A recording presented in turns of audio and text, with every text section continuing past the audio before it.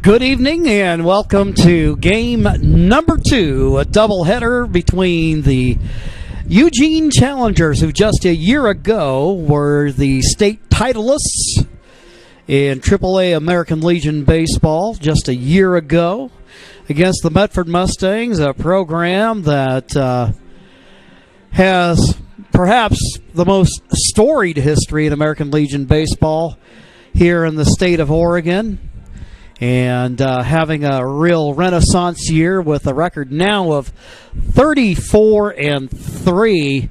Thought for a minute there that maybe this double that they might see that win streak come to an end, but after the Challengers rallied from an 8-1 deficit to tie it up at 9 late in the game, the Mustangs, it seems like it's always been, and you just have those years where everything just seems to bounce your way. I know part of the challenge for Eugene this year, they've had a number of injuries on their squad, and Medford has been pretty fortunate from that point of view. And as Kyle Clements and I talked in the opener today, that this Mustangs team just has depth everywhere. Offense, they've got depth, 1 through 9. They're tough. There's no easy outs.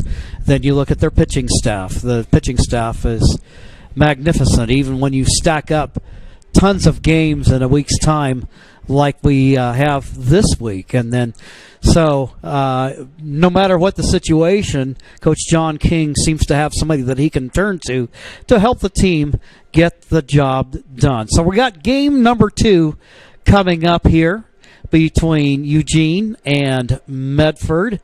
Going on the hill for the Mustangs will be left-hander Tristan Malari. And Malari, one of those guys that probably hasn't seen nearly as many innings as the likes of Evan Roden or Freeman Roundtree, or even Mason Baker, Jake Lewis.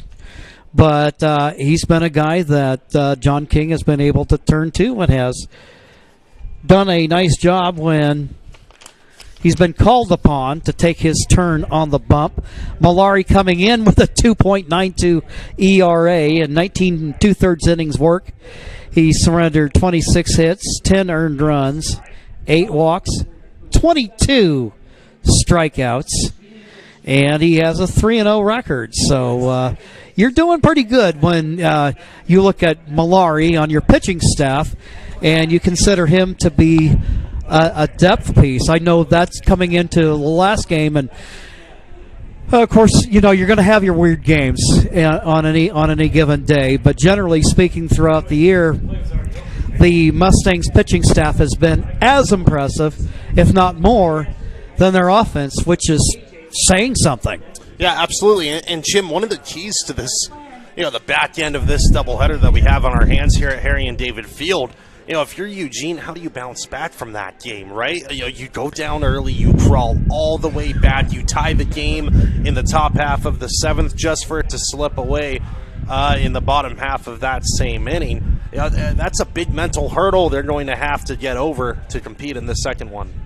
Well, as it stands now, with the Roseburg Dock Stewarts splitting their doubleheader with the Generals of Central Oregon earlier today, it means essentially now Roseburg can do no worse than 3rd, and then you've got the Generals just in front of them, and now Medford has done its job of, as old coaching legend locally, Andy Meyer would say, they've taken care of their knitting. Yeah. And they sit in an excellent and strong position as they go down the stretch. Yeah, they absolutely do. They've taken care of all the challenges in front of them. They had to beat Eugene. They do so, and for Eugene, that's kind of a heartbreaking loss. And I believe we said before the first game, Jim, that they maybe had to win 4 of their last 6 to even really have a chance. And now one of those chances is stricken off the record. It just makes life tough. Well, I think this is where a situation where you find out a lot about your team and about the makeup, so to speak. And I don't know what you've heard, but I know what I've heard a lot is from college scouts and people at the next level. How does an athlete bounce back from adversity? Is it the type of situation where he folds up and goes home, or does he show some fortitude and battles on and plays for pride? And that's kind of about the situation that the challengers kind of find themselves in at this point. Yeah, it absolutely is. And for the Mustangs, they get Malari out on the hill today, coming in with a 2.92 ERA. And, after he got hit by the throw over from second, Jim, he went down pretty quickly, almost face first into the dirt on that base path. I was curious if he was going to be out there on the bump dealing this evening, but there he is, and we are about to get underway here momentarily. It's going to be another fun one. All right, let's go ahead and meet the starting lineup for Eugene. Not much change in their lineup. Leading off and playing third base will be Aiden Hibbler. He'll be followed in the lineup by Chase Hartley, who will play in left. Kyle Miller, the right fielder, will hit third. Eli Christ is the designated hitter, hitting cleanup. The number 5 hitter will be Caden Gould at first base. In the 6th spot is Braden Corgan, the catcher. Landon Lay is the center fielder, hitting 7th. Jalen Riddle moves over to second base. And the number 9 hitter will be Grady Hazen. On the hill for the challengers will be Jaden Lucas. Just a couple of changes in the Mustang lineup. Malari moves over to the hill from first base, so Kellen Willer will play first. Defensively, he'll be working with Keegan Pater at second and Sean McFall at third. The shortstop is Keller Bloodworth. The outfield from left to right is Cade Pedersen, Easton Curtis, and Jackson Rosenthal. Behind the plate will be Brady Patterson, and the pitcher will be Tristan Malari. The left-hander gets ready to go to work. Hibbler standing in. He led off game number 1 with a single. And so he proved to be a tough out for the Mustangs. Fouls off the first pitch from Malari. As game number 2, the nightcap, gets underway.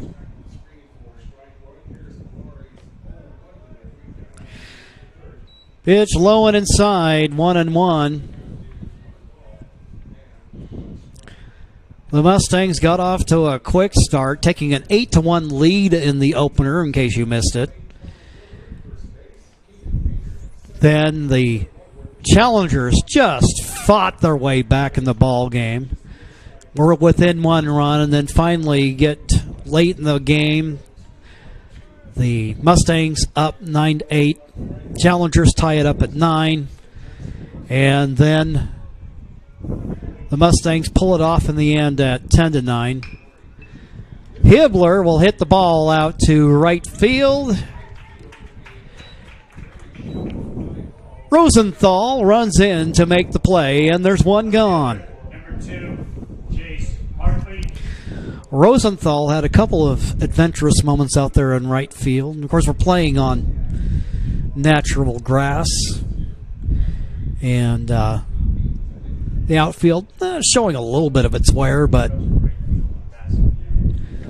then once again we got the wind kicking up. Chase Hartley, the hitter. High and tight, ball 1.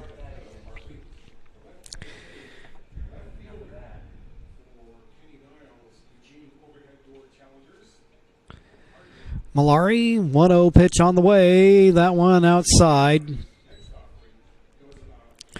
Glances off the mid of Patterson. And the count goes 2-0.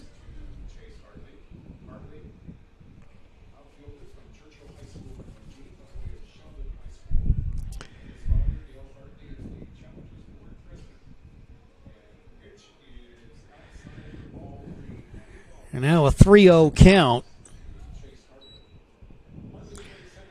Overall on the record, Kenny Niles, the Challengers coach. And now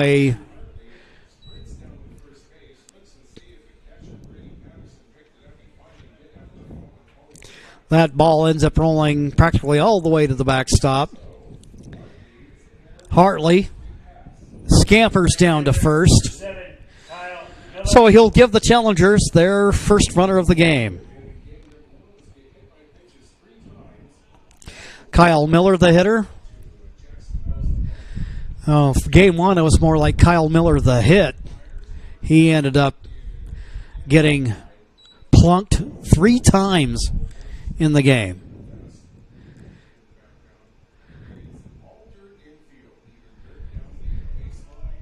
Miller with a runner on first. Looks at a ball from Malari.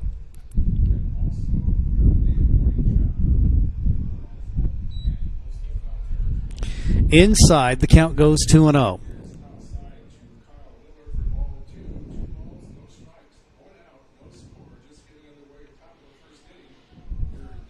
Sun starting to make its way down in the west, heading into the evening. Ball hit in the air to left field. And it'll end up going to the track. Runner comes around and scores. So Miller ends up with a double and then an error on the throw. And Hartley comes around to make it a 1-0 Challenger lead.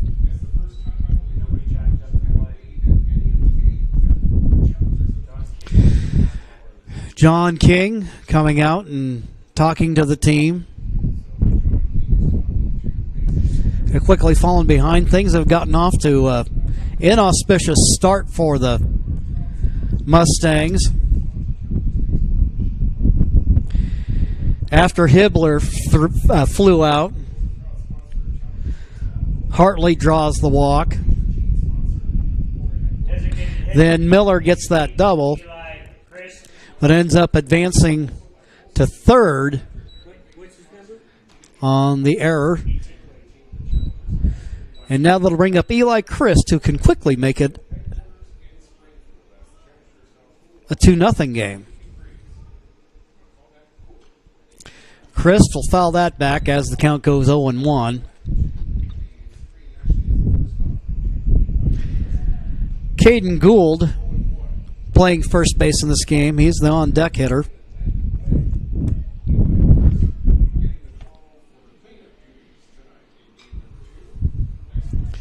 Pitch fouled off. Advantage Malari.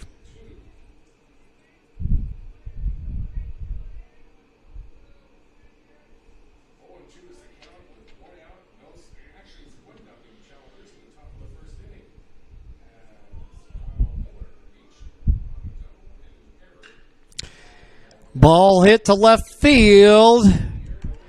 Pedersen makes the catch. But tagging, coming home, is Miller. So Christ with the sacrifice fly brings a man home. And the Challengers have a 2-0 lead. Caden Gould, right-handed hitter. 2 outs. But the Challengers already on the board. Gould hitting .293 coming into today's action.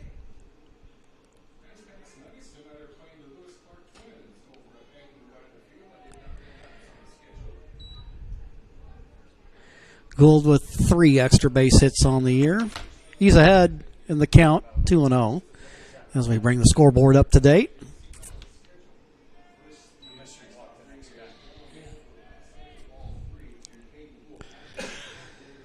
Hitters count at 3-0. Malari trying to get his team out of the inning.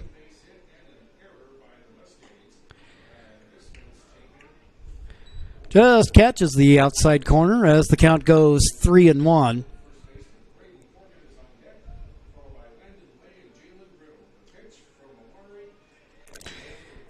And Gould draws the walk. So Braden Corrigan, who's been playing all around the yard today, spent some time at second base, spent some time at first, and playing catcher, which is his customary position.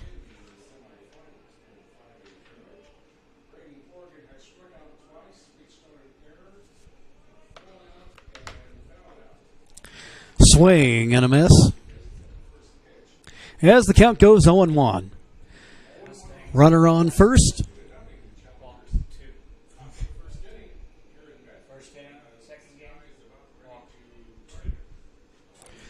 Malari comes to the plate. Swing and a miss. Strike 2. Should Corrigan get on, Landon Lay, the on-deck hitter, the center fielder.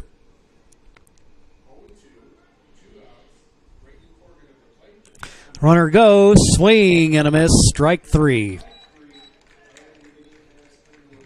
That'll end the inning, but the Challengers score 2 runs on 1 hit and 1 Mustangs error. It's 2-0 Challengers, and we've got the Mustangs coming right up. At Rogue Credit Union, we don't answer to shareholders. Instead, we return earnings back to our members.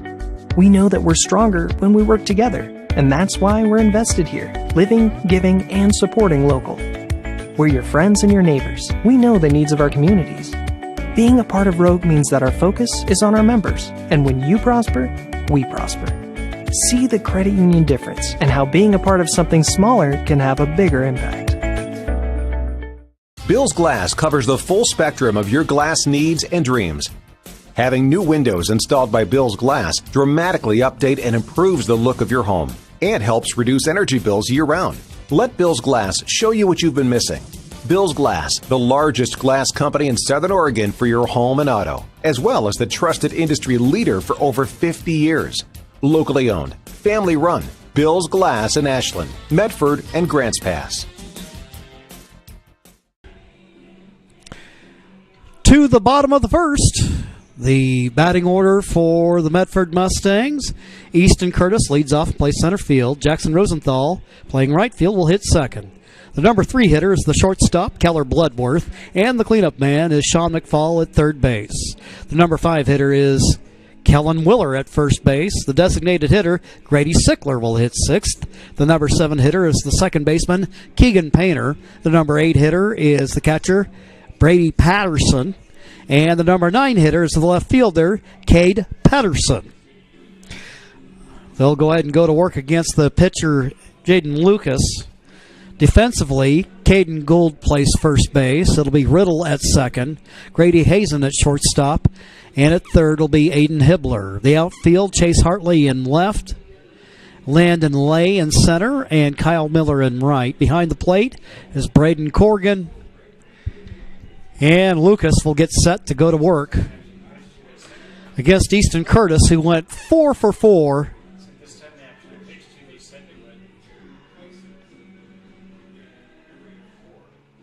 In the bottom of the first for your Mustangs, the center fielder, number 3, Easton Curtis. So Curtis has his bat heated up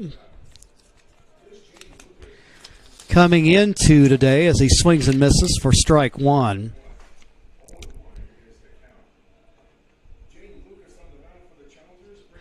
Curtis, 367, 13 doubles, 3 triples, scored 27 runs, actually 49 runs, which leads the team, 22 RBIs, and leads the team with 24 steals.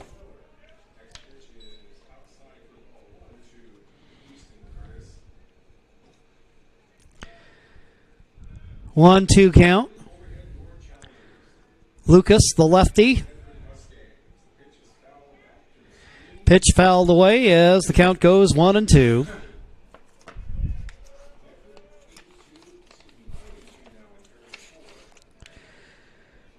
Lucas, a graduate of Junction City High School.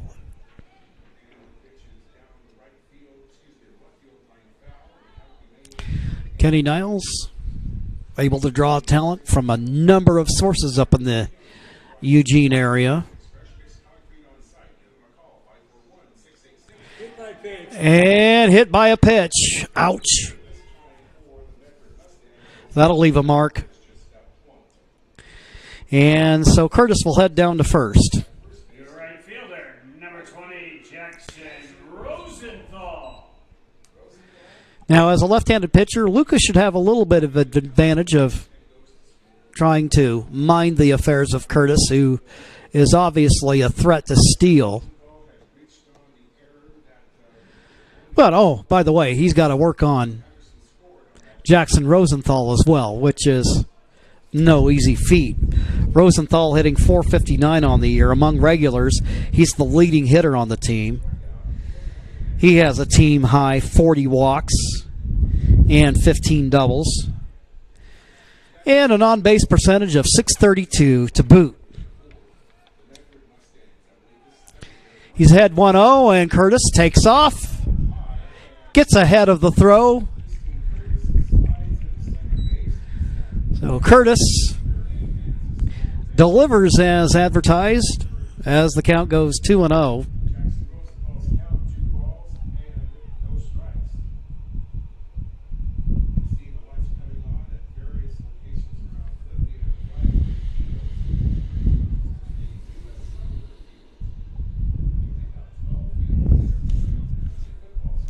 So 25 swipes, only been caught twice on the year.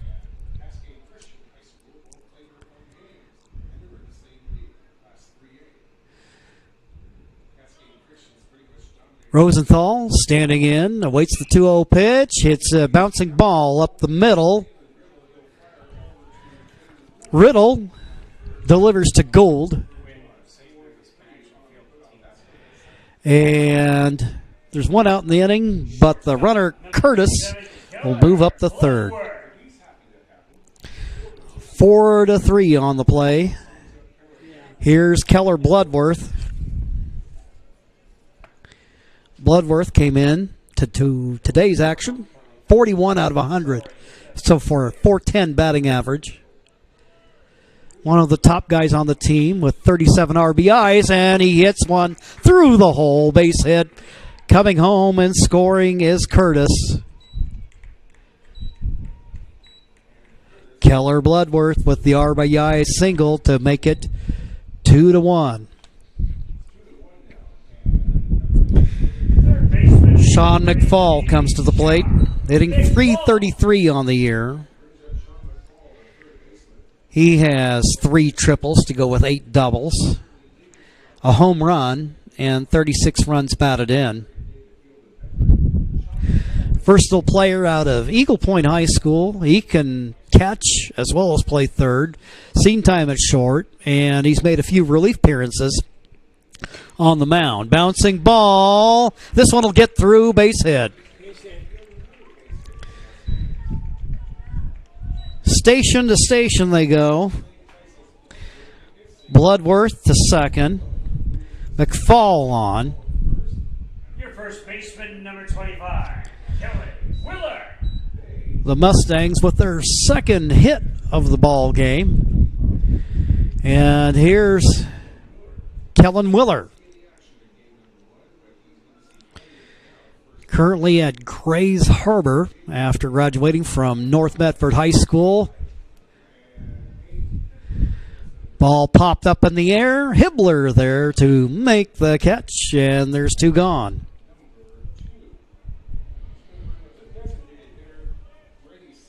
Designated hitter, number 13, Grady Sickler. 2 gone in the inning. Runners remain at first and second. Grady Sickler hitting .340 on the year with 23 runs batted in. The DH tonight. pops the ball up in the air. Corrigan's going to try to run it down. Runs out of room. So the count goes 0-1.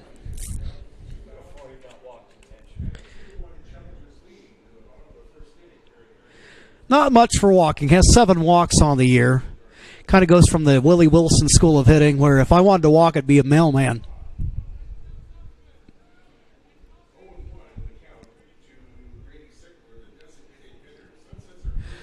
0-1 pitch.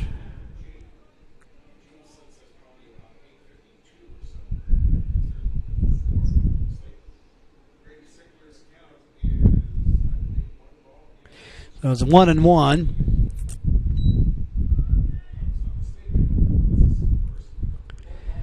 Pitch inside. Well, he's going to make a liar out of it. He's going to draw a walk here. And it's not like he's completely allergic to doing it. He's just one of those guys that frequently makes contact. Tore up the 3A ranks playing at Cascade Christian this year. Hits a bouncing ball. It gets through for a base hit. Runner's going to come around. And we've got a tie game.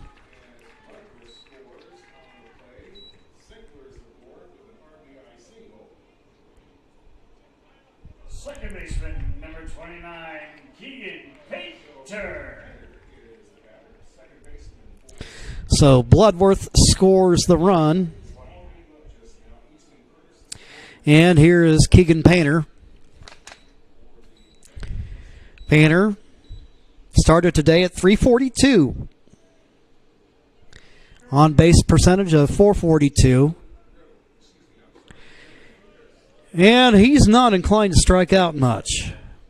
Painter in about 86 plate appearances has only struck out 3 times.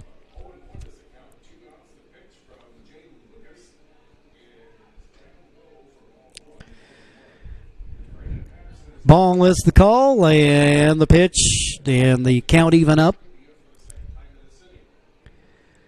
1-1.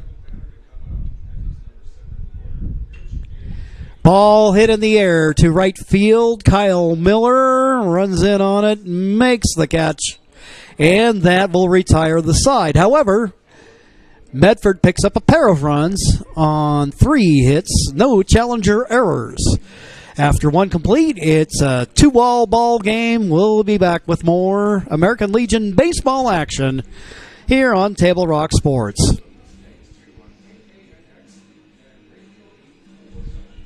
Diverse venues, we got them. Year-round sports access? You bet. Race cars, soccer, paragliding? Check, check, check. Medford has it covered as your sport ground, where the West Coast plays. Okay, you know how people complain about how Dutch Bros workers are like too nice, too hyper, compliment you too much, whatever? Maybe you're not nice enough. Maybe you need to get a little Dutch Bros in you.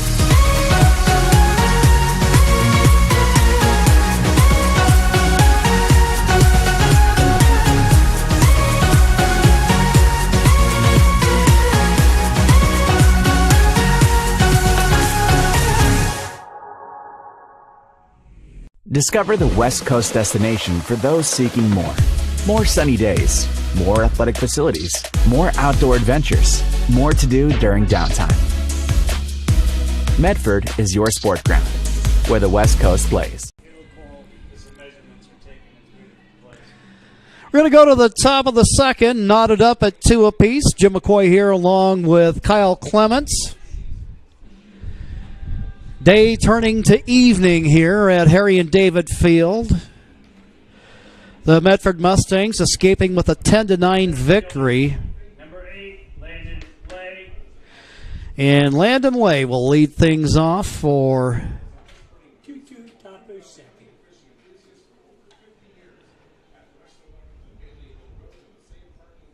and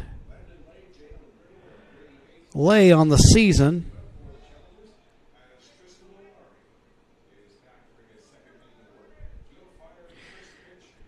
Checking out the hitting stats here for the Challengers.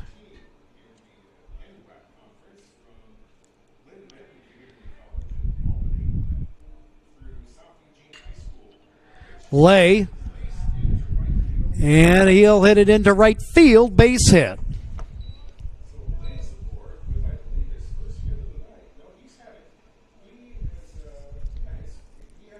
Second baseman, number 6, Jalen Riddle.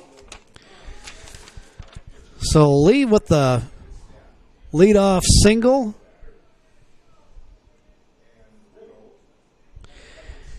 Here's Jalen Riddle.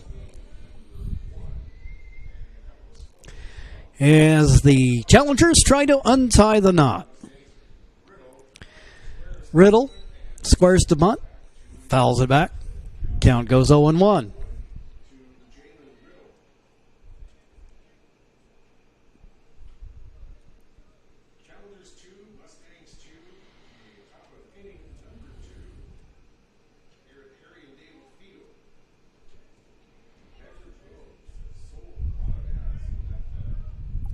Riddle hitting .320 on the season. Looks that one in as the count goes level at 1-1.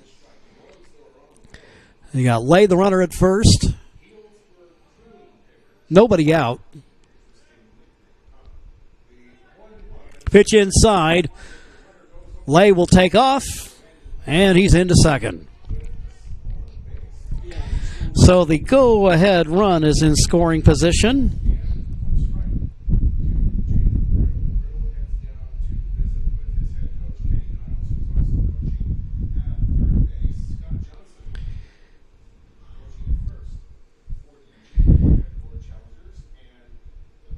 Kenny Niles, the coach, going over some instructions.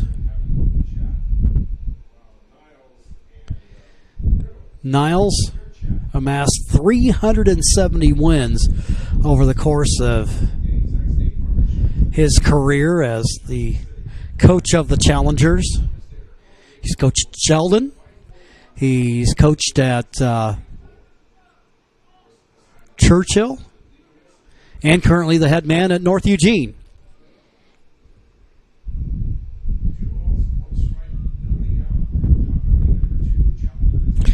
2-1 pitch from Malari.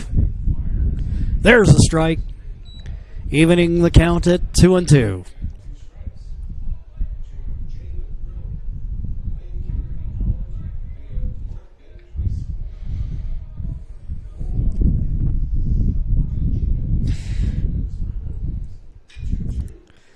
Two-two pitch. Ball hit high. About medium depth in center field. Curtis making the catch.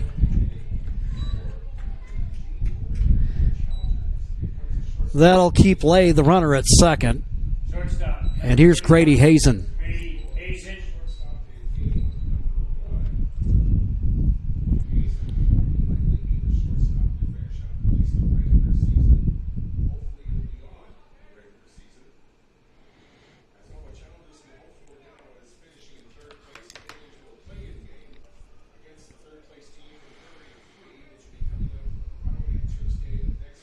Malari comes to the plate. Pitch fell back as the count goes 0-1.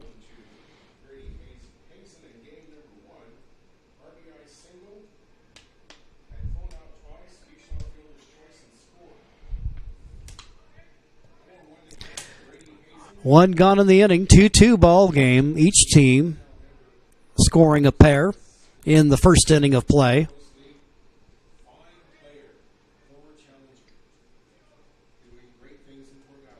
0-1 pitch on the inside.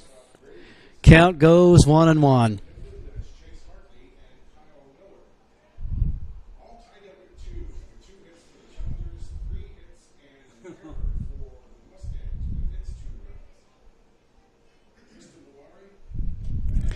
Pitch outside.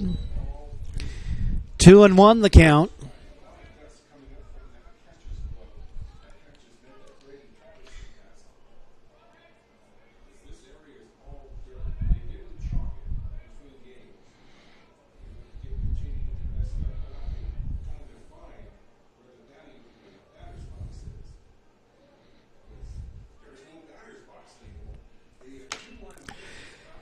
Pitch fouled away, off to the right.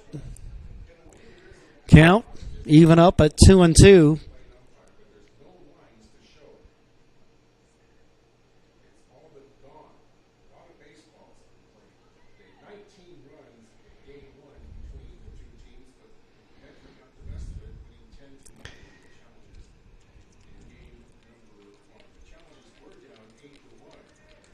Malari taking his time. He sets from the stretch.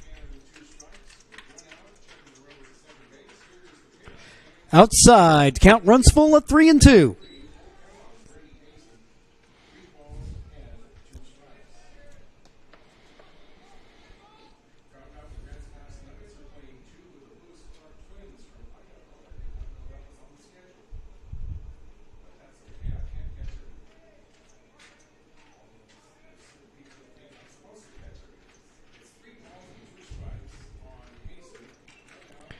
Pitch fouled away.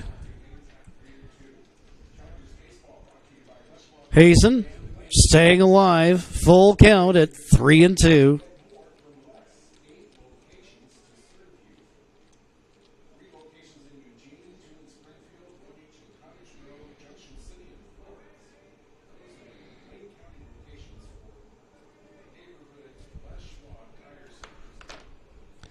Payoff pitch.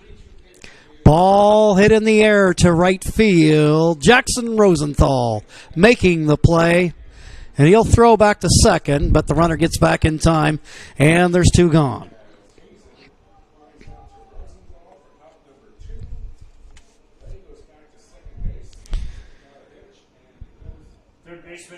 So among the 5 outs that Malari has recorded, 3 have been fly balls. Typically, you tend to think of lefties as being round ball pitchers. Malari working otherwise here this evening.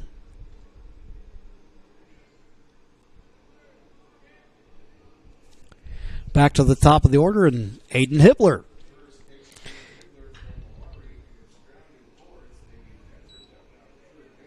Pitch fouled away.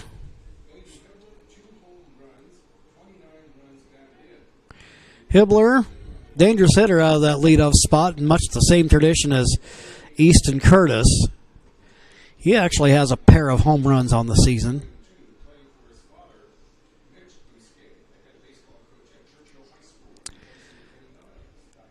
Malari, 0-1 pitch. And that'll be singled to left. Runner coming around and coming home is Lay. But the runner, the hitter, coming into second is out. But the run does come across, making it a 3-2 game. But with the runner thrown out at second, that will end the inning. Eugene picks up a run on 1 hit.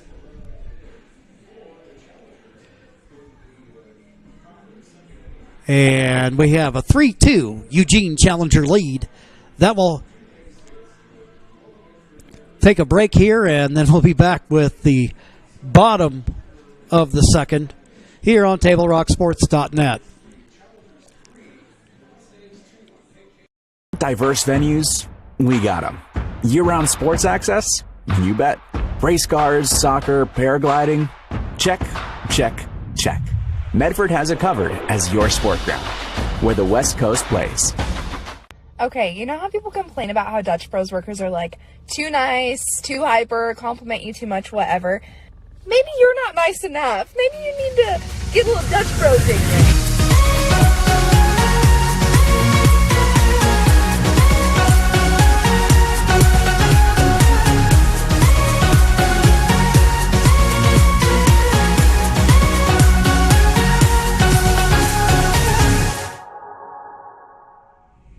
Discover the West Coast destination for those seeking more.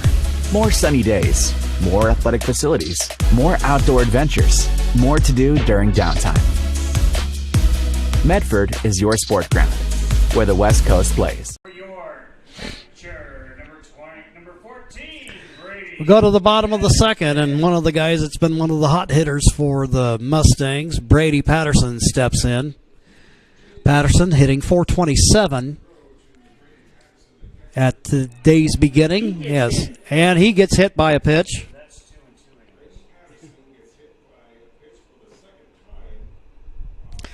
So Patterson goes down to first. The left fielder, number 6, Cade Pedersen. So the leadoff man aboard for Cade Pedersen.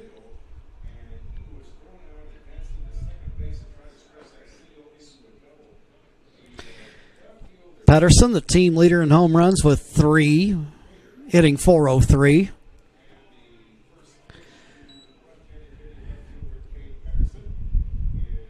Midway through his career at North Medford High School.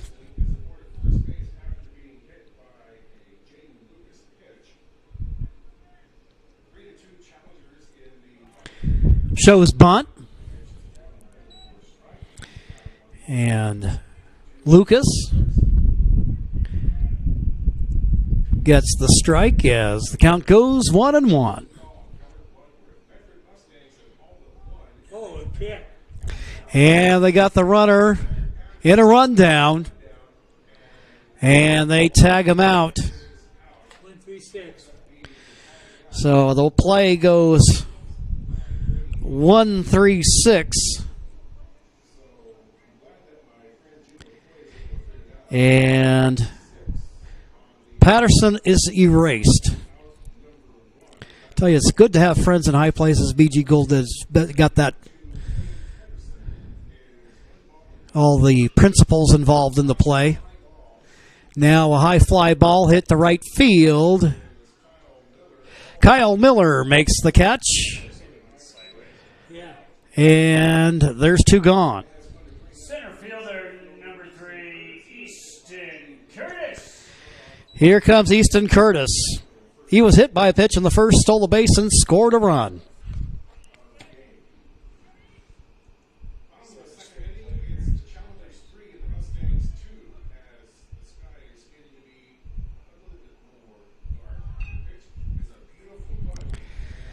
Bunt laid down, throw to first. He didn't pick it up. That's base hit. And that'll be a hit for Curtis. It's a base hit. Curtis uses his legs to get aboard. Fielder, number 20, Jackson Rosenthal. He went over and tried to pick it up with his glove, and he kind of whiffed at it. That's a do-or-die play. Yeah. Lucas.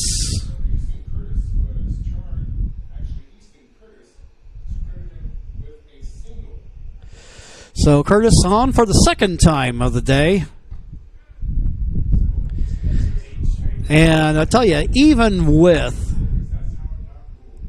the Mustangs down by 1, I still say that Curtis is a threat to steal.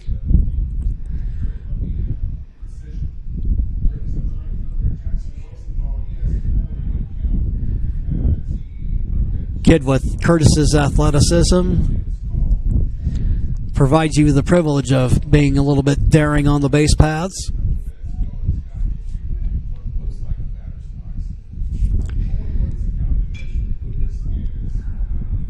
Rosenthal fouls that one off as the count goes 0-2.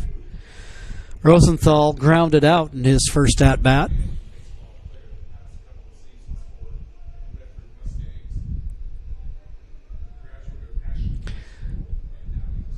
Lucas. Runner goes. And the play at second.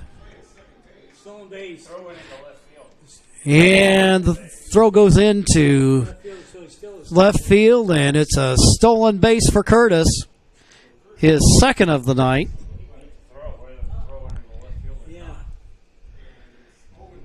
So, with 2 gone. So I called that one right. Broken clock is right twice a day.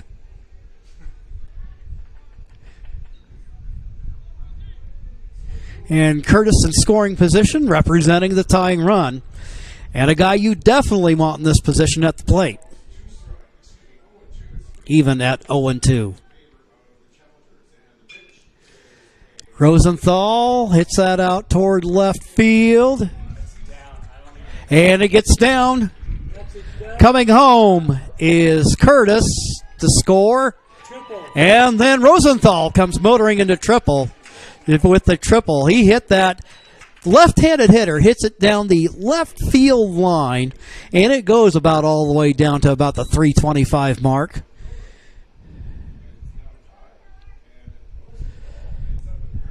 So Rosenthal ties things up once again. Shortstop, number 37, Keller Bloodworth. So for Rosenthal, he joins the 3 triples club on the Mustangs.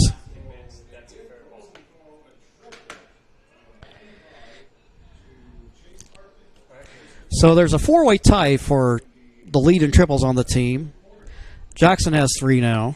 Curtis has 3. Douglas has 3. And McFall has 3. I think you call that alley power. So here's Keller Bloodworth. Singled and scored in the game in the first. Hits the ball into left field. Hartley there to make the catch, and that will retire the side. So the game now knotted up at 3s. We'll take a quick timeout, and then we'll be back with more Mustangs baseball versus the Challengers on TableRockSports.net.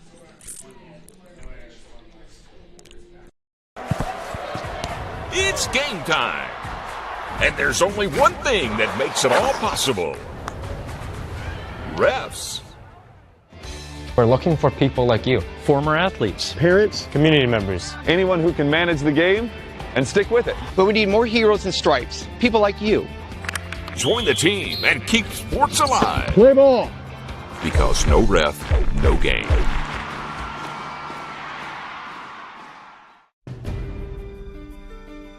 Choose a company that best represents you and our local community. Choose a company that focuses on relationships rather than transactions. Choose a company that empowers their employees and provides growth opportunities from within. Choose a company that shows compassion and rises to the occasion in times of need. Call a John L. Scott broker today.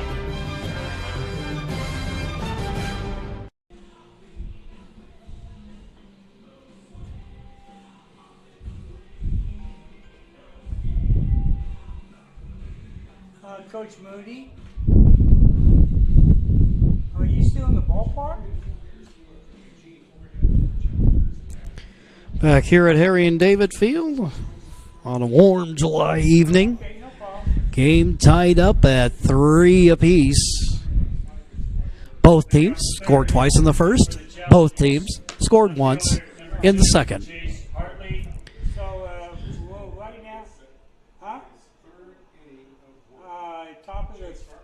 Third inning, and it's 3-3. Yeah. Hartley will lead off the third inning.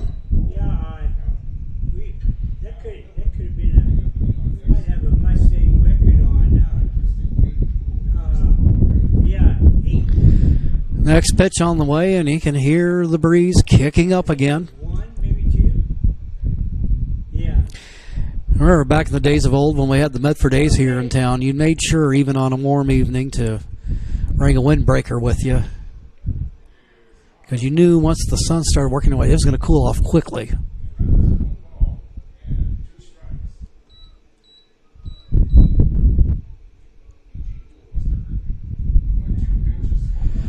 One-two pitch, swung on a miss, third strike drop, throw down to first.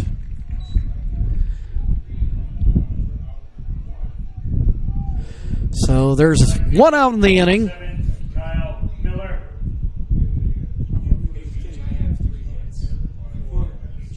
Okay. Sounds like a plan. And the other totals is correct? I believe so. Okay. Miller grounds to second, throw to first. And there's 2 gone. 4-3 on the play.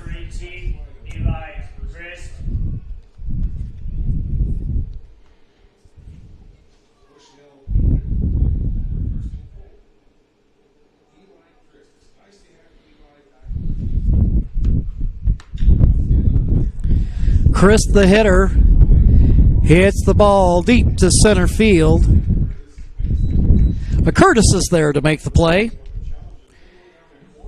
And that will retire the side. We'll go to the bottom of the third, tied up at 3. We'll be back in 60 seconds on TableRockSports.net.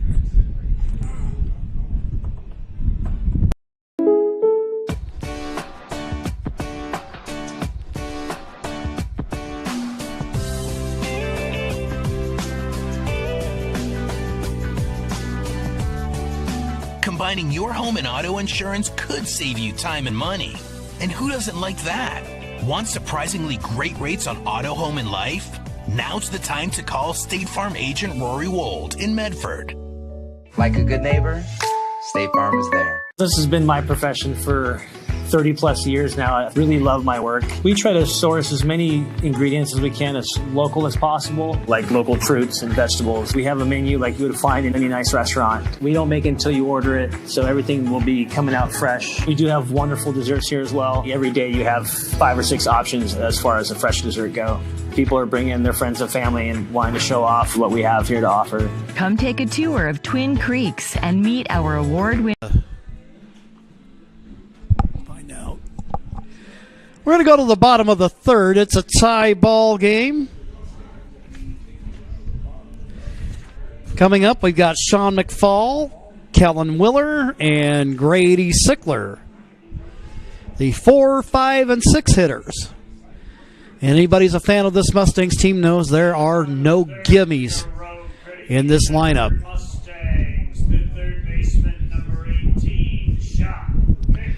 Sean McFall coming to the plate, 1 for 1 on the day.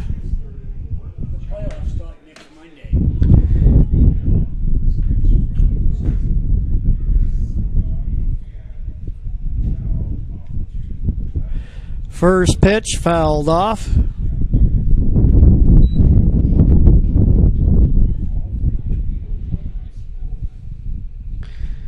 McFall, right-handed hitter.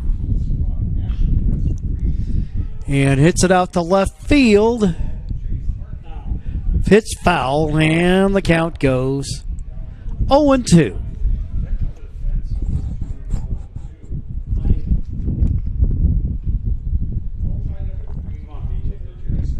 Well, with these double windows, everything's... It's not, you only have one window. I got a double window. Well, this is it. That's a single window. Oh, is it?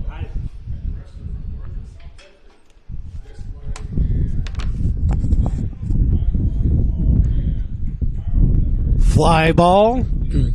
Hit to right field. Kyle Miller there to make the play. F9 it goes, and it'll bring up Kellen Willer. Baseman number 25, Kellen Willer.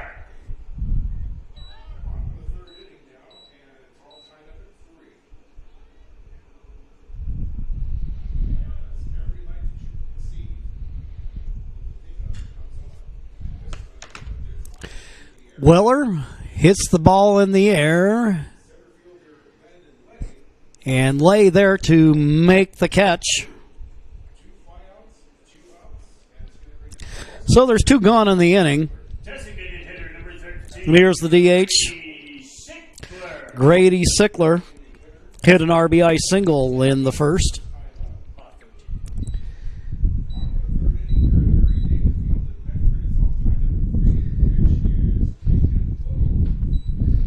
Pitch inside, ball 1. Jaden Lucas. Pitch outside. As the count goes 2-0.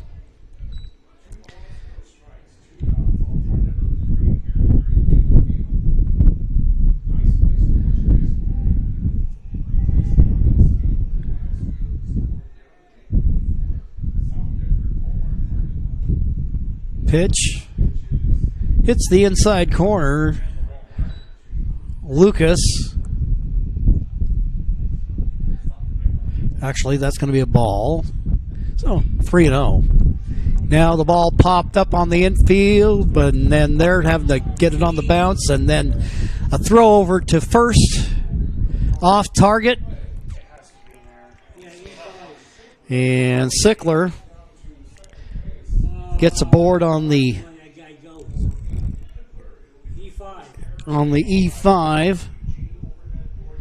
So we got a runner in scoring position. Potential go-ahead run here, and here's Keegan Painter. Number 29, Keegan Painter.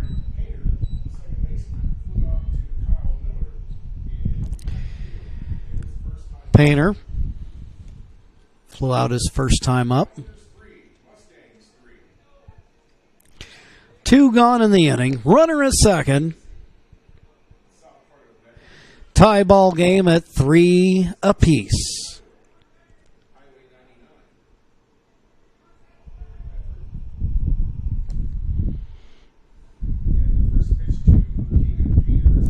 Lucas looks to second, comes to the plate. Ball popped up in the air. And Miller's over there in left and right to make the play, and that will retire the side. So it remains knotted up at 3s. We will take a timeout, and then we'll be back with more here on TableRockSports.net. For over 50 years, each day has started with a smile, a helping hand, and a promise to be there when you need us most. Delivering on that promise are our hard-working, dedicated employees. At Sherms, we're proud to be an essential part of our community and look forward to keeping our selection, quality, and value where our customers deserve for many years to come. Sherms Food for Less and Thunderbird Market. It takes meticulous planning,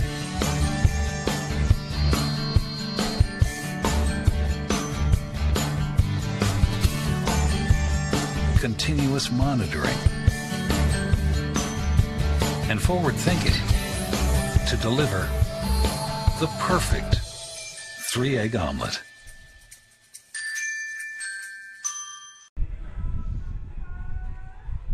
Summer sports action is brought to you by our title sponsor, Lithia Jeep Dodge Chrysler, where you can find great deals on the lot or at lithiasuperstore.com, and by Rogue Credit Union, with locations throughout Southern Oregon to serve you. Game tied up at 3 apiece. Both teams scored 2 in the first. Both teams scored 1 in the second, and both teams were unable to score in the third. So here in the top of the fourth, Caden Gould will lead things off, followed by Braden Corrigan and Landon Lay.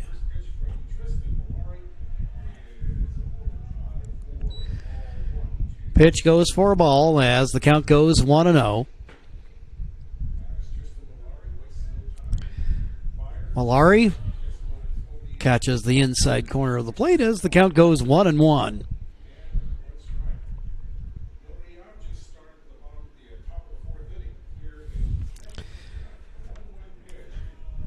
Still got some breeze blowing. But as the sun goes down, temperature at 84 degrees. A little bit of smoke in the sky.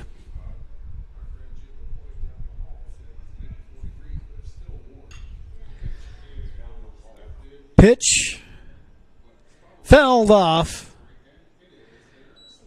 On the right, and see some youngsters there down on the berm, down right field. It's like, hey, look what we got here.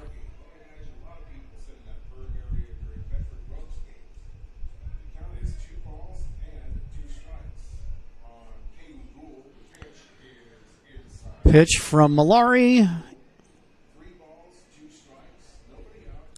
A ball is the call to run the count full at 3-2.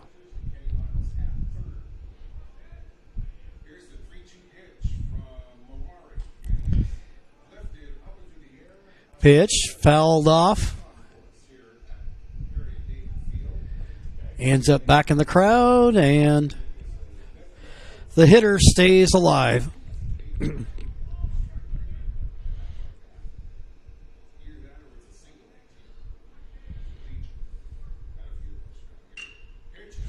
Bouncing ball hit down to shortstop. Bloodworth takes a few steps, wings it across the infield, and there's one gone.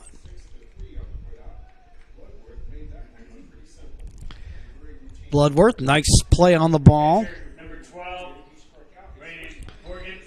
Kind of an adventurous game in game one. Mustangs committing 3 errors in that contest. But there on the last play, evidence of how good the Mustangs can be. Malari quickly gets ahead of Corgan.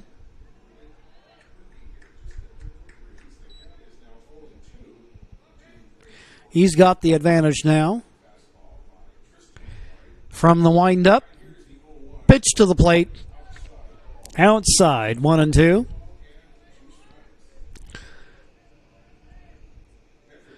Looking to see if he can get the hitter fishing.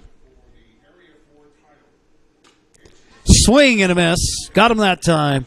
And there's 2 gone.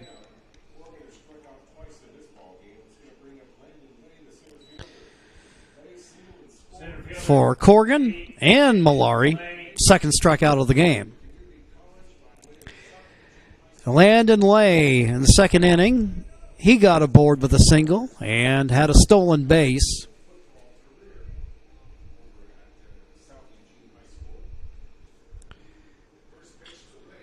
Lay, bouncing ball hit to third. McFall snares it, wings it across the infield, and that'll retire the side. 1, 2, 3 they go.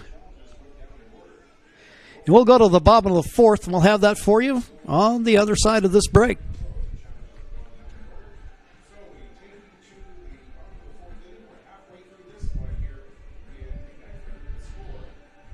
When you work with Hart Insurance Agency, you'll experience the quality service and attention to detail that you'll only find with an independent insurance agency. Hart Insurance Agency was founded in 1947 and is one of the largest independent, locally owned agencies in Southern Oregon, with offices in Grants Pass and Medford. Their experienced team of agents have the knowledge to design, place, and to manage your personal and business insurance plans. Find out more. Visit hartinsurance.com.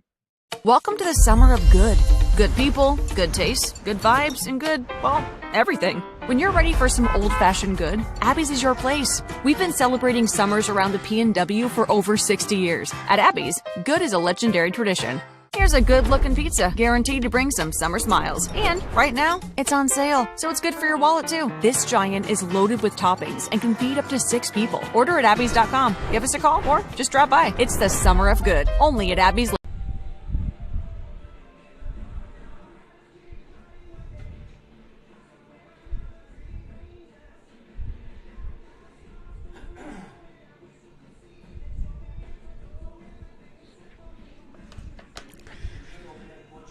3-3 ball game. Medford Mustangs opportunity to untie the knot. And we'll see Brady Patterson, number 9 hitter Cade Pedersen, and Easton Curtis in this inning.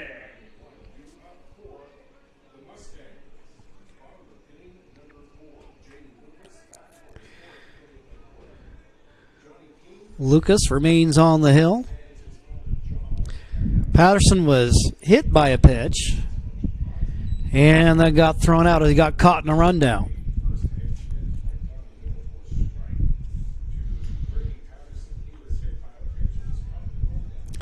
Patterson, not the stereotype of the bulky, lumbering catcher.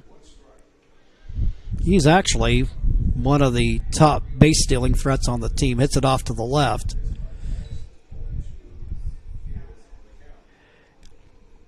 And then at Sweet Johnson Stadium on Monday, Patterson went yard with the homer to right. A grand slam to put the game out of reach.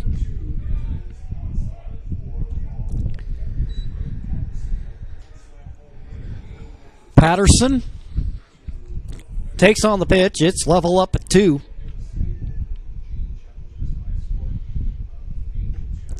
Swing and a miss, and he's gone.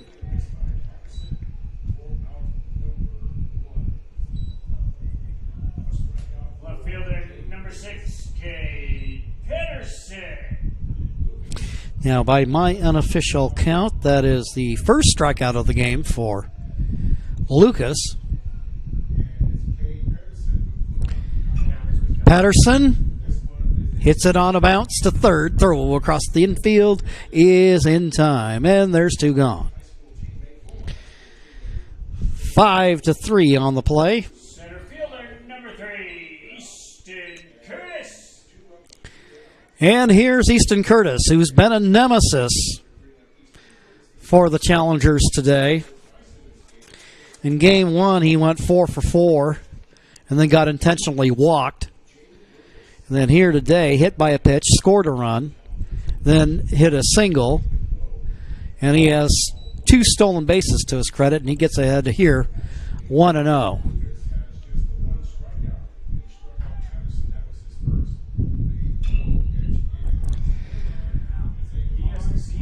Curtis. And they lost it in the lights. Curtis heads around second and on to third. And he got a triple. Well, how do you like them tomatoes?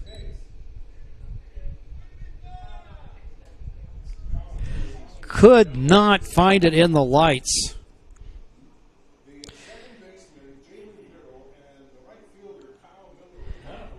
Yeah, it just got lost up on the lights. Right fielder number 20, Jackson Rosenthal. Lights have gotten a little bit better than in the past, but still.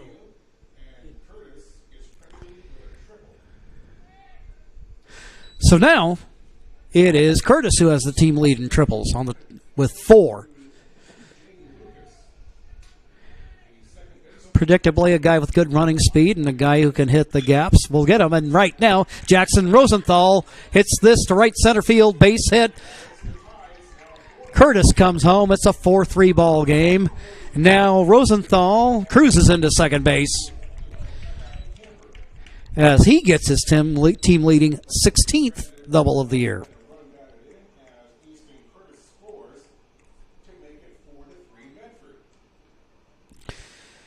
So Curtis, the second run of the game. Number 37, Keller Bloodworth. And here's Keller Bloodworth. Bloodworth 1 for 2 on the day. Scored a run in the first.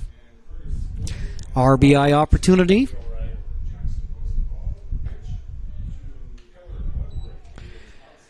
Bloodworth out of Ashland High.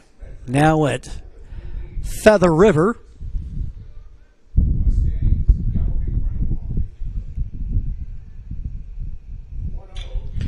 1-0 pitch. And it's hit out to center field. There to make the catch is Landon Lay, and that will retire the side. But the Mustangs take the lead. We'll go to the top of the 5th with the Mustangs out front 4-3.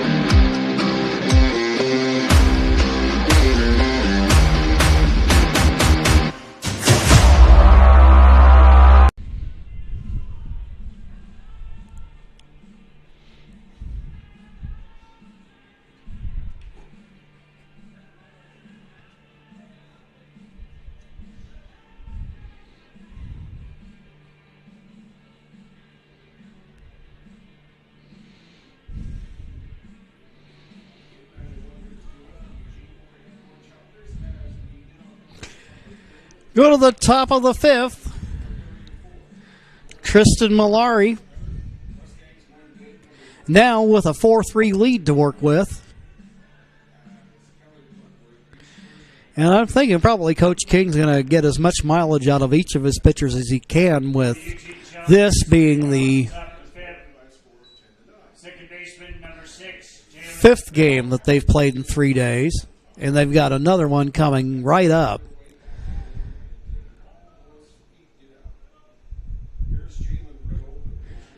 Riddle will lead off for the challengers.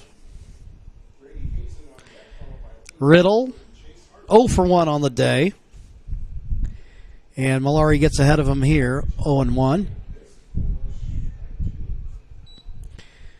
Taking a couple of innings, but Malari's seeming like he's sighted in here.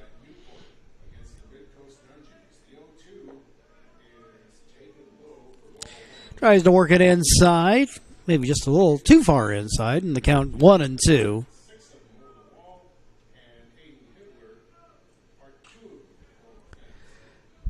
Pitch fouled off as Riddle stays alive. Got the 8, 9, and 1 hitters here to start the inning. Well, got Hazen on deck. And then back to the top of the order with Aiden Hibbler, who's been a thorn in the Mustangs' side today.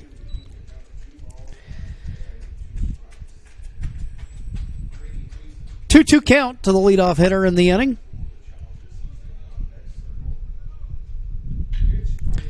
Ball hit to left field. Pedersen lines it up, makes the catch. I don't even think he had to move. And we've got one down. Shortstop, number 31, Grady Hazen.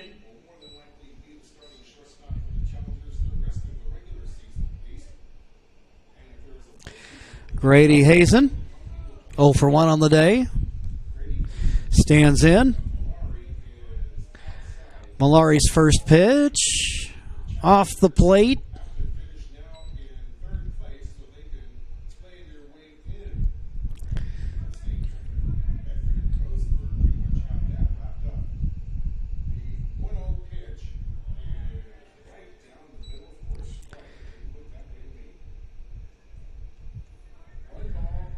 Malari winds, fires.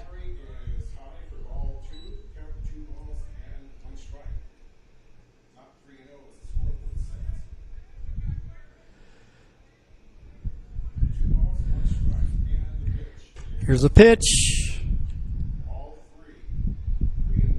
Is outside. 3-1. Advantage. Hazen.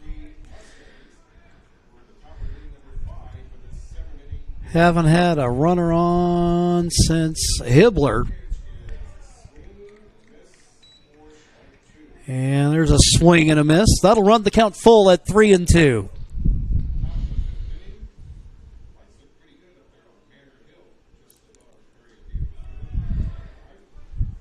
Misses on the pitch, and that'll send the runner down to first. So Hazen draws the bases on balls. That is the third walk issued by Malari, who hasn't walked a hitter since the first.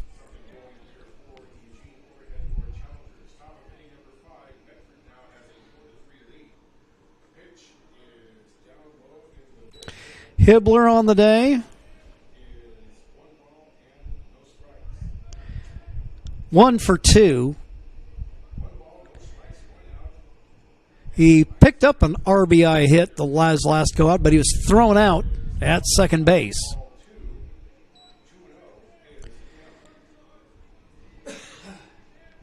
Here, Malari behind 2-0.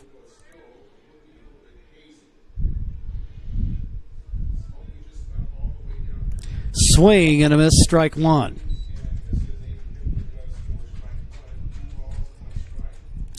No activity as of yet in the Mustangs bullpen.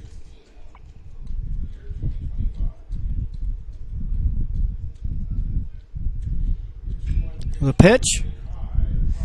And a pop fly up to right field. Rosenthal makes the play. And there's 2 gone.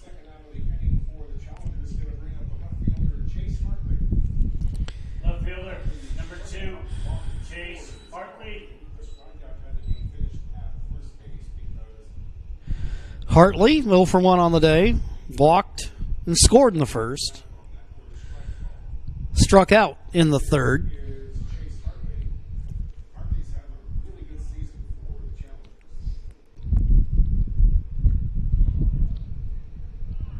Lefty against lefty here. And Hartley quickly gets ahead, 1-0.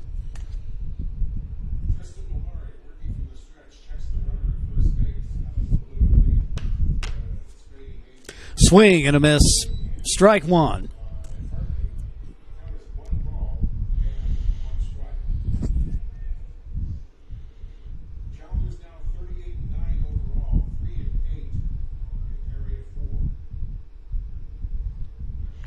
Malari looks over at the runner at first. There's a strike. Oh, Malaria here head ahead in the count, 1-2.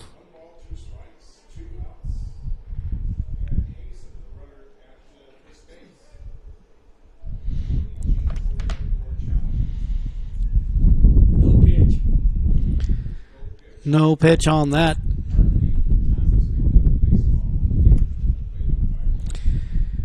Give it to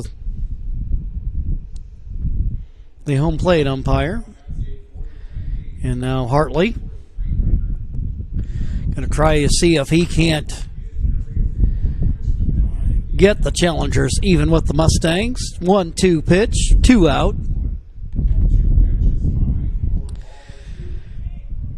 Ball 2 after the pitch high from Malari.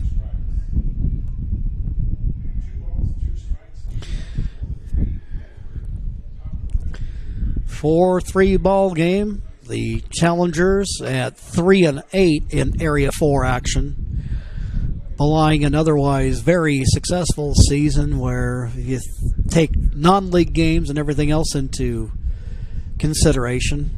38-8 on the season.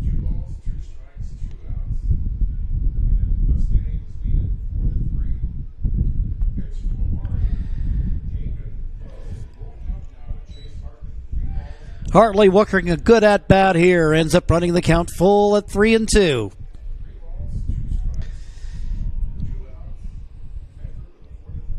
Hazen, the runner at first.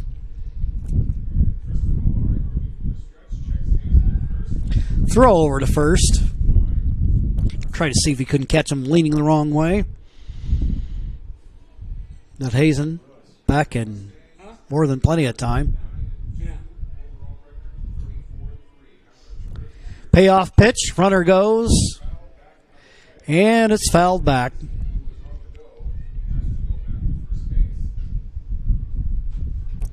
Hartley staying alive, and if he keeps the inning going, we've got Kyle Miller on deck.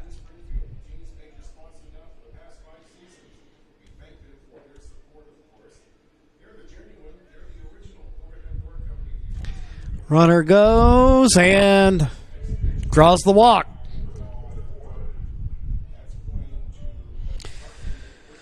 So Hartley goes on down to first. Hazen to second. And here's Miller. Right fielder, number 7, Kyle Miller. Looks like we got pitching coach Brett Wolf heading out for a conversation with Malari.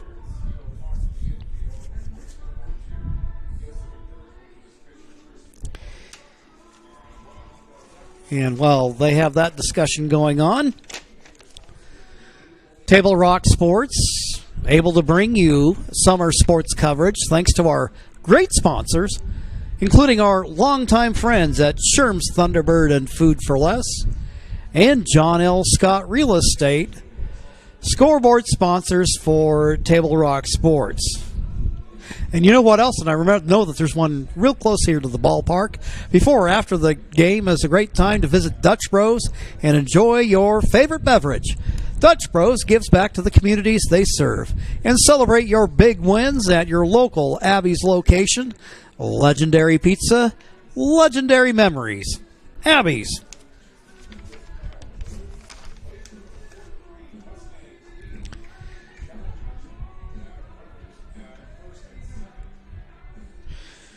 Two gone in the inning, but two men aboard. And Kyle Miller at the plate.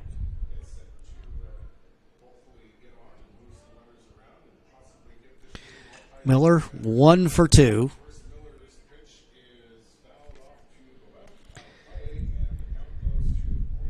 As he hits it out of play. Malari gets ahead of him, 0-1.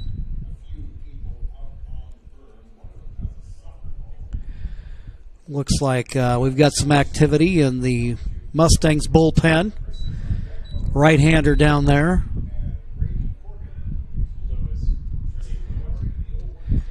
And our public address announcer, Tim, letting me know that's Jake Lewis down there.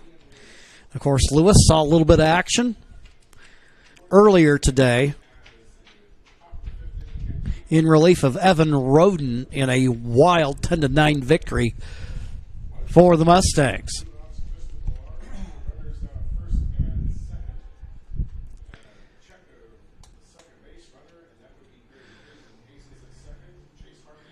Minding the runner down at second. 1-1. 2 gone.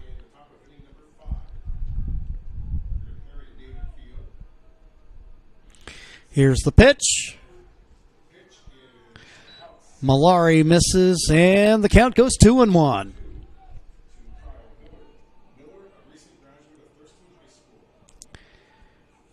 Kyle Miller, the right fielder.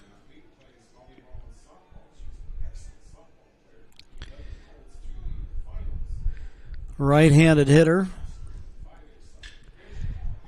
Gets contact and hits it deep to left field. And it's gone. Kyle Miller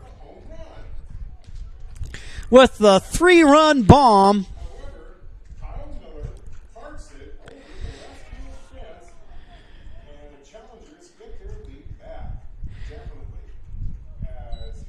Changes things with one swing of the bat.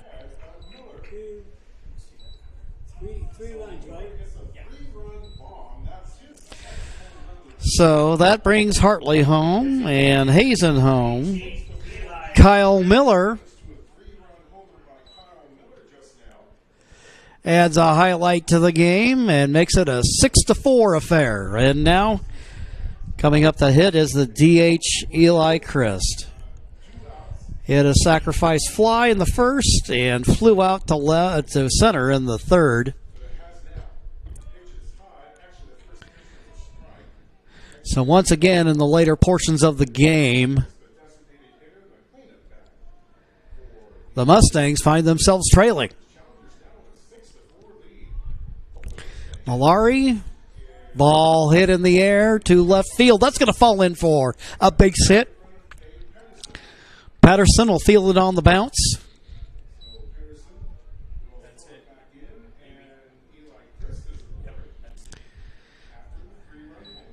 So once again, we see Wolf emerge from the dugout, and that is going to do it for Tristan Malari.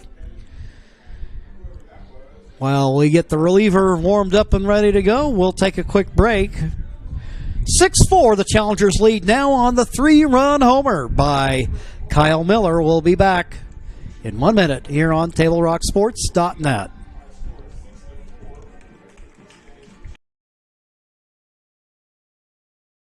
In the heart of the Rogue Valley, RVTD connects us all, not just through miles traveled, but also through time.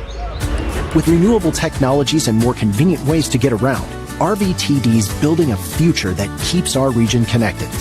Public transportation isn't just about getting from here to there. It's about the journey, past, present, and future. Rogue Valley Transportation District, celebrating 50 years of moving our community forward.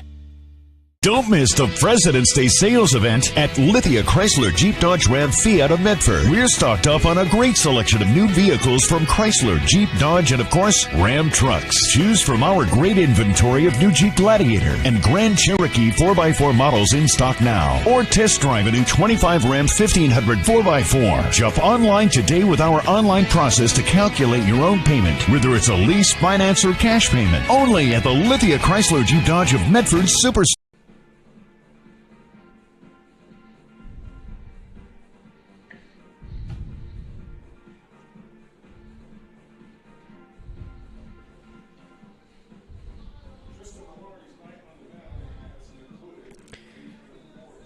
Jake Lewis checks into the ball game for the Medford Mustangs. Comes in with 2 outs.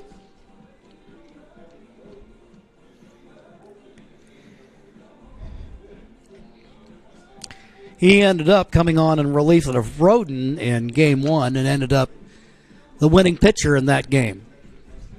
And we talked about this Mustang pitching staff with all of the depth that they have. Nice to have depth on your staff when you can come to an able pitcher like Lewis. And, of course, the way this evening has gone, this game far from over. Kyle Miller making it a brand new game with the 3-run bomb.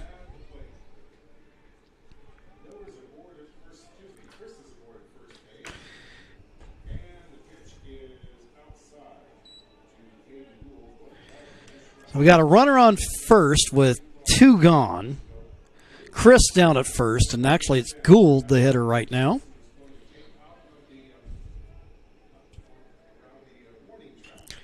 One-0 pitch. Ball will fall into right field. A little Texas leaguer. I always wondered why they called those Texas leaguers. I'm sure that there's probably some great story behind it. Of course, there's a Texas league and the minor leagues, and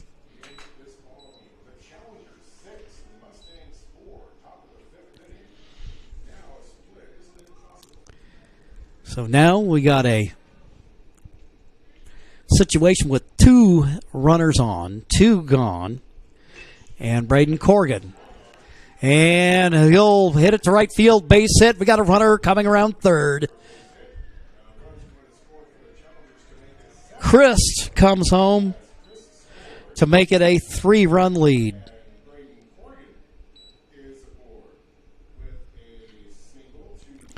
So now we got runners at the corners. Corrigan with the RBI single. Center fielder, number 8, Landon Lay. Runners at the corners.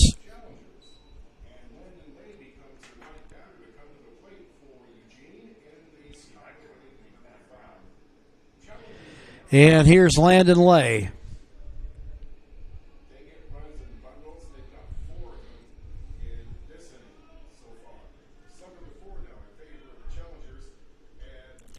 Pitch outside, gets away from the catcher Patterson. The runner will stay at third on the wild pitch, or they'll actually going to say pass ball.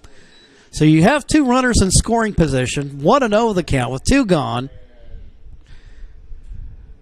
So the opportunity for the challengers to extend their lead with 2 gone.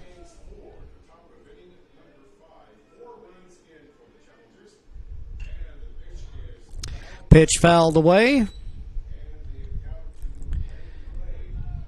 Count 1-1.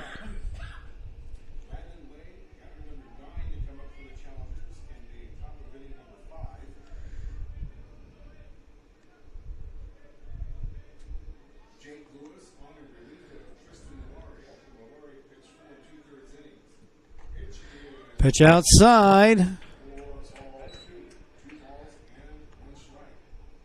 Make that a strike at 1 and 2. Yeah.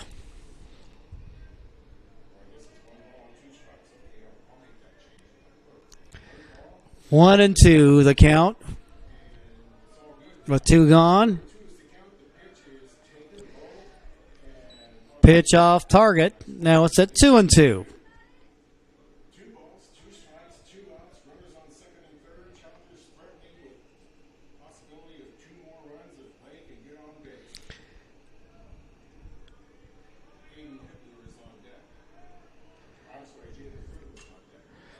Pitch fouled away. Count remains at 2 and 2.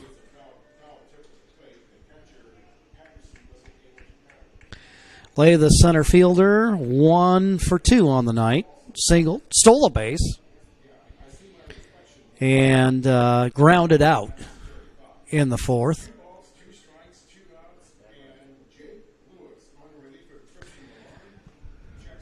Lewis trying to get the Mustangs out of the inning. The Challengers with 4 runs in this inning coming in to the inning. Started out with the Mustangs holding a 4-3 lead.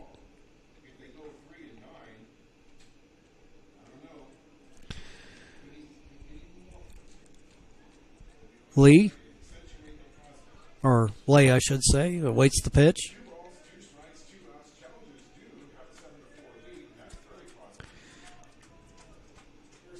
2-2 pitch on the way. Ball 3. A little bit of protest from the Mustang fans down the way.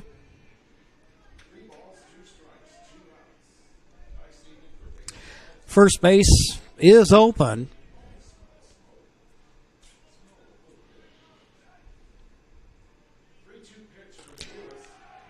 Pitch on the way, and that's a walk.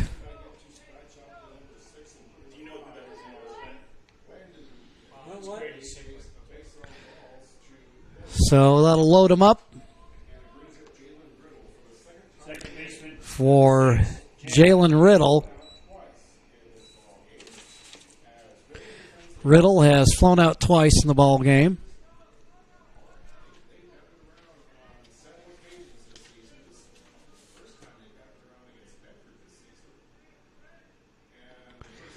Pitch on the way.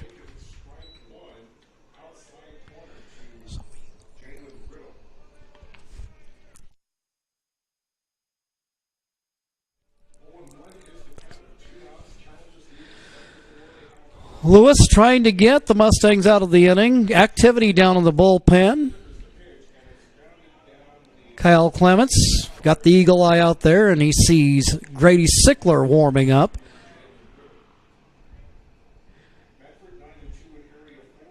Oh, and 2 the count to the hitter Riddle.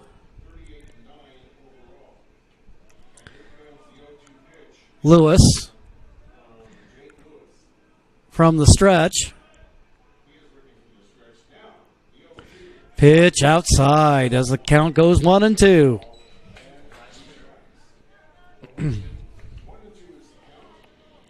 And by my unofficial count, I believe that Riddle, this is his second time up in the inning, and the Challengers have batted around.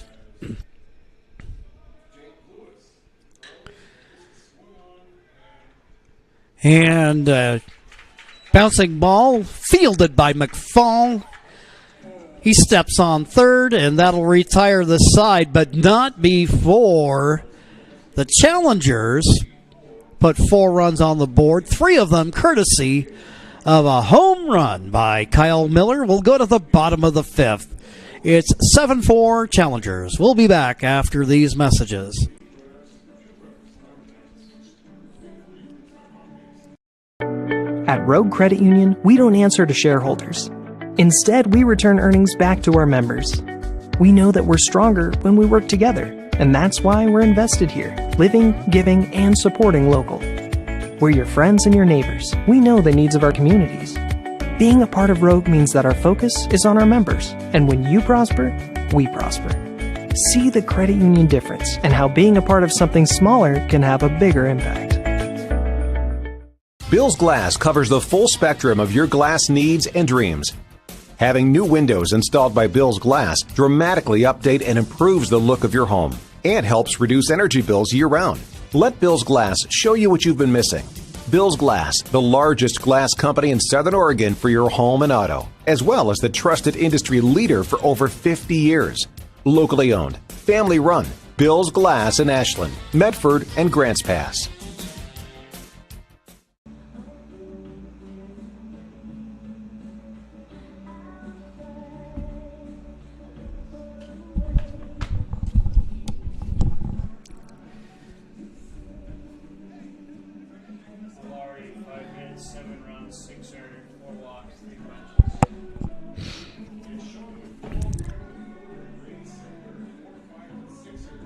We go to the bottom of the 5th. And Jaden Lucas continues. And now the Mustangs find themselves with a mountain to climb.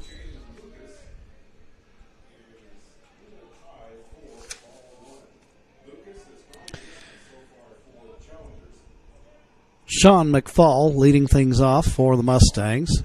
Pitch fouled off to the right.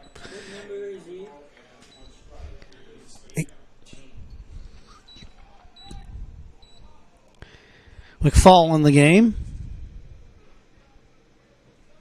Singled and flew out to right. Ball hit to left field. And the out is recorded, and there's one gone. First baseman, number 25, Kellen Willer. That'll bring up Kellen Willer.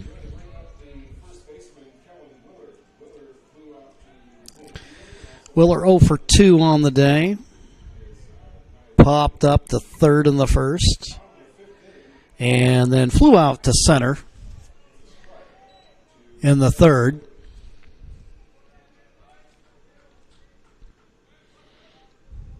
Lucas winds, fires.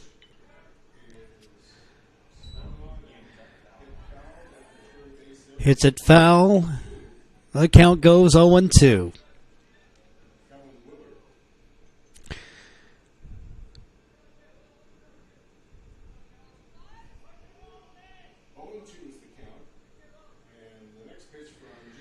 Lucas.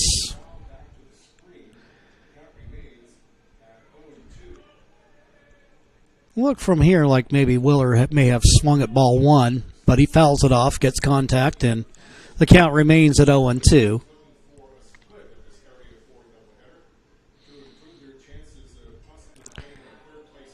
Pitch outside as the count goes 1-2. Willer the hitter with Sickler on deck.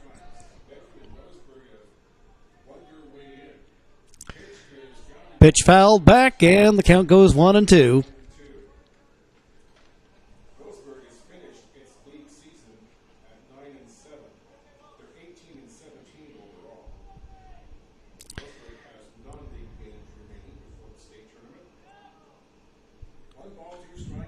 One-two pitch.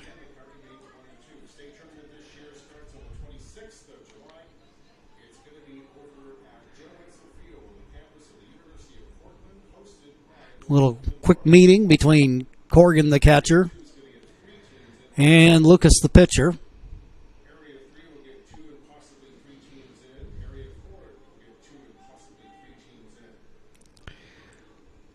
One-two pitch from Lucas. Comes to the plate. Pitch fouled back. Count goes 1-2.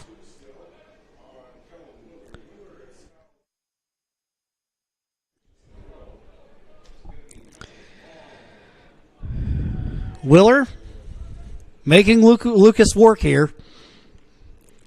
You can figure by now Lucas is probably starting to get up in his pitch count. Maybe a little fatigue on a hot evening setting in. Pitch outside. That'll even things up at 2-2.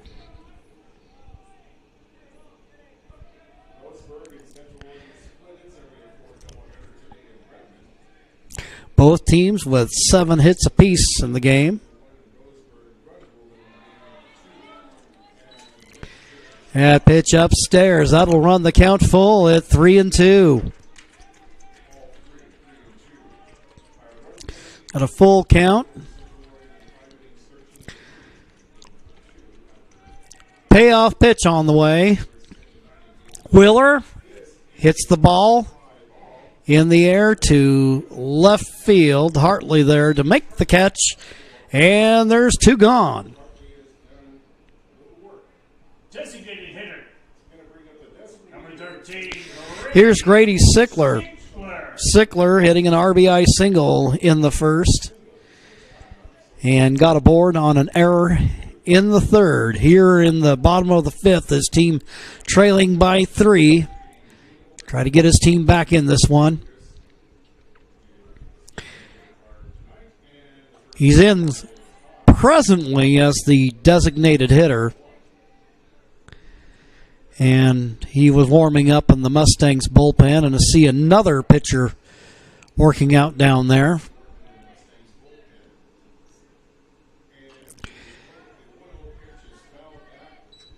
Sickler fouls that back. So it's 1-1 with 2 gone.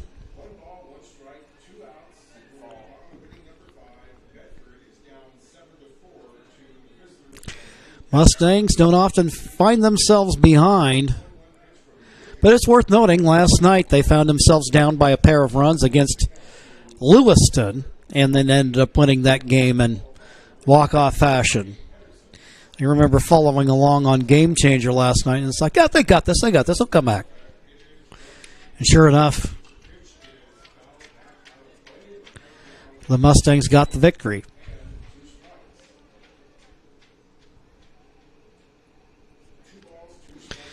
A 2-2 count with 2 gone. Bases clear.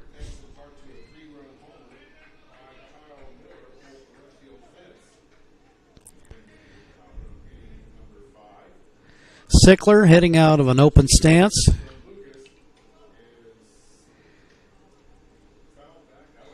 And it's fouled off as Sickler stays alive.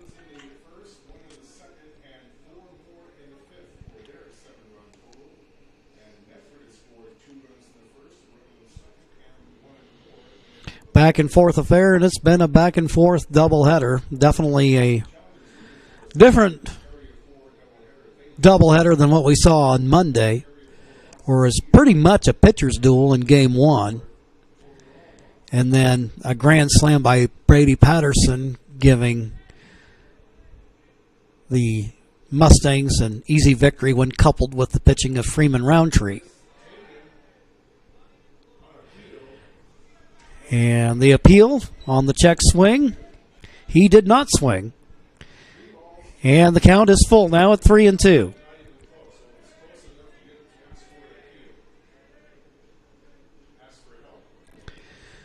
Lucas winds, fires, comes to the plate. Pitch inside.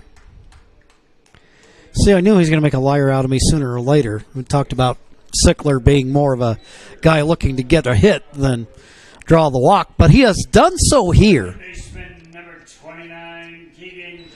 giving the Mustangs a runner with 2 gone, and here is Keegan Painter.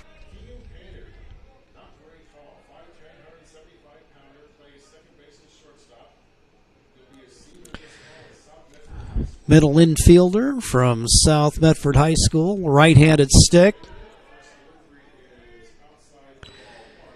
Pitch off the plate, 1-0.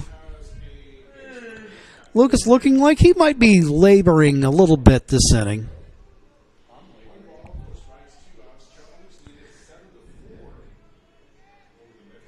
Lucas, his pitch outside, and the count goes 2-0. Yeah, I'm laboring. 2-0 count with 2 gone. Runner aboard at first. If Painter is successful, we've got Brady Patterson in the on-deck circle.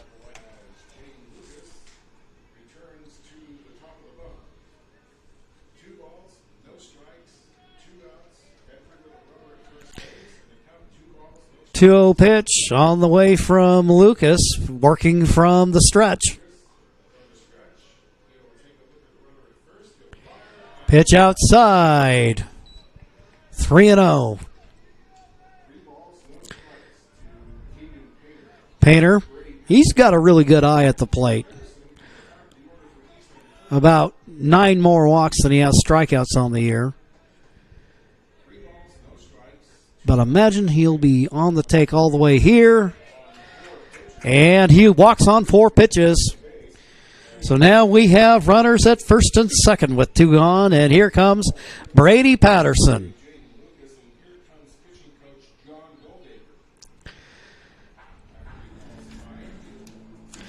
Timeout call. They're going to have a little meeting on the hill. We'll see what happens here. But in the meanwhile, this gives us opportunity to say thanks to Rory Wold, State Farm Insurance, and Lippert's Carpet One for supporting our live streams. And for over 50 years, Bill's Glass has been the industry leader and clear choice in Southern Oregon.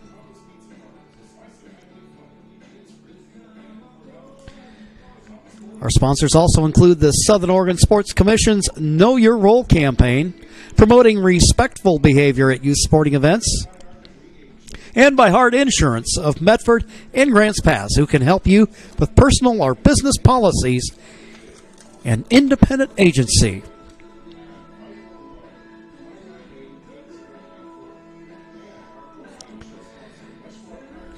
Everybody making their way back to their respective stations. Little bit more conversation there between Lucas and his pitcher, Braden Corrigan. Make some noise for your catcher, number 14, Brady Patterson. Brady Patterson comes to the plate. Number 8 hitter, and a great one as 8 hitters go.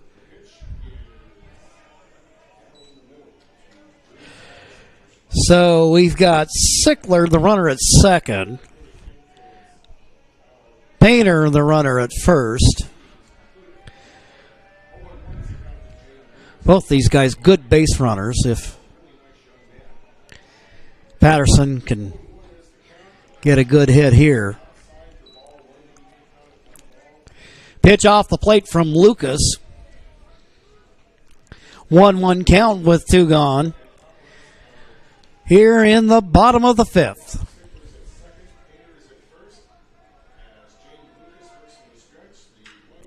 Pitch hit in the air is long. It is foul. Uh-oh. What's going on here?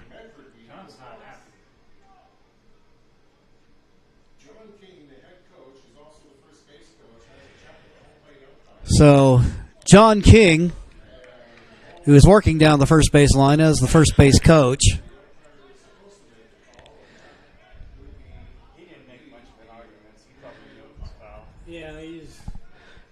Just making his voice heard. He wanted to discuss post-game plans with the umpiring crew after the game.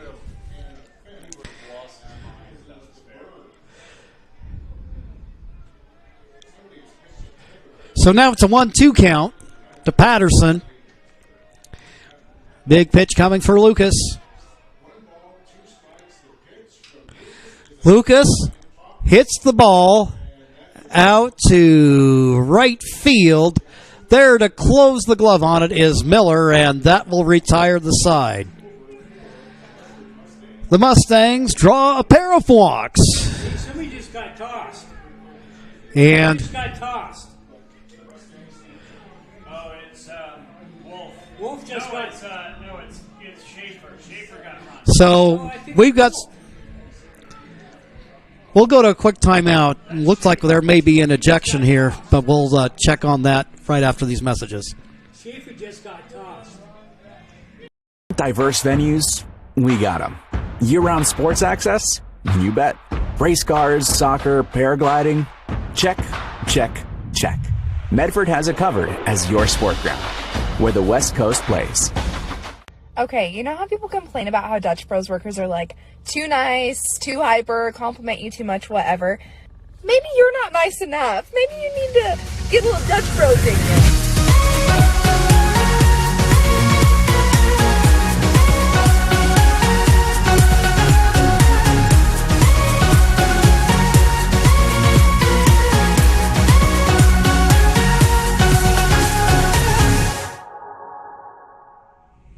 Discover the West Coast destination for those seeking more. More sunny days, more athletic facilities, more outdoor adventures, more to do during downtime. Medford is your sport ground, where the West Coast plays. Your attention please, now pitching for the Mustangs, number 18. So we go to the top of the 6th inning. A little bit of fireworks before we were gone. Assistant coach Kevin Schaefer. Little heated discussion with the umpiring crew, and they said, your night is over. So he got tossed from the game, and he's out of there. More discussion after the foul ball, or what was called the foul ball,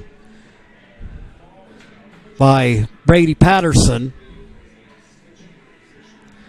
Obviously, Schaefer thought a little bit differently about that, and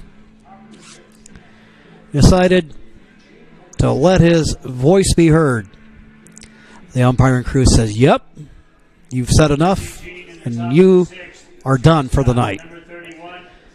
So he's tossed from the game, and then we got Sean McFall coming on in relief.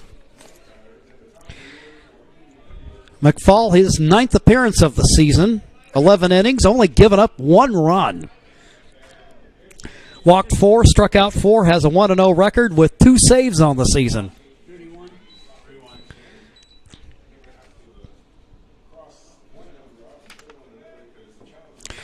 Grady Hazen, number 9 hitter, leads off the inning. Pitch fouled away. Count goes 0-2.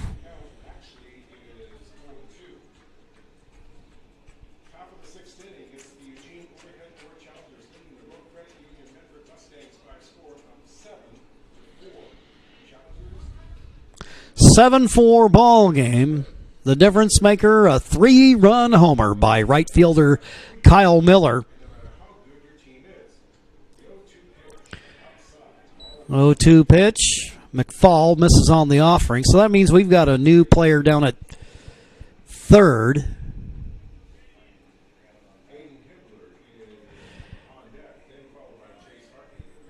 And I'm going to venture a wild guess that maybe Sickler has come in to take that position. And that has been confirmed. So 1-2 count. So now you got Sickler in at third, vacating the DH spot. And essentially now both of them are already in as hitters anyway. McFall on the hill. 1-2 to the leadoff hitter in the inning. Pitch way outside as the count goes 2-2.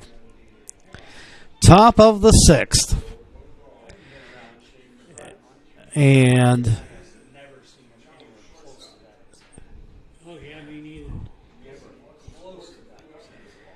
here comes the pitch. And that's hit foul down the left field line.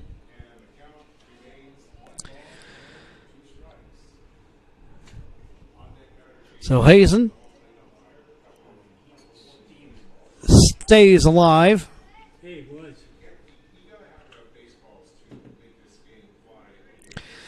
Well, I tell you what an eventful doubleheader this has been. Wild 10-9 victory for the Mustangs in the opener. Yeah, it was.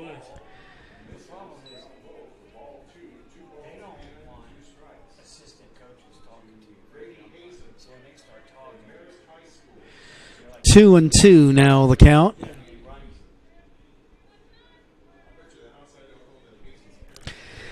Hazen the hitter with Hibbler we go to the top of the lineup. He's on deck, followed by Chase Hartley. And Hazen draws the walk. So leadoff man aboard. And that'll bring up Aiden Hibbler.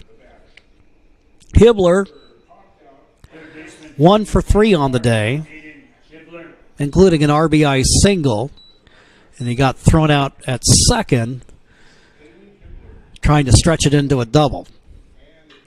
Hibbler, bouncing ball down to first, throw down to second, and he got him. Well, how do you like that? So a 3-4 double play. 3-4, 3-6. At the end of the day, a double play. And the Mustangs will gladly take it.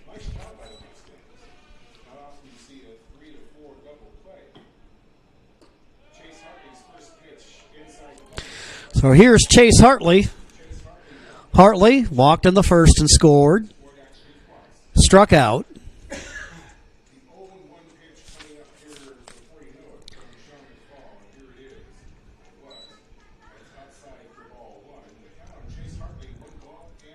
Count 1-1. McFall getting valuable assistance from his infield. They'll lay down the bunt. And Hartley does a great job, places that perfectly, and gets on first.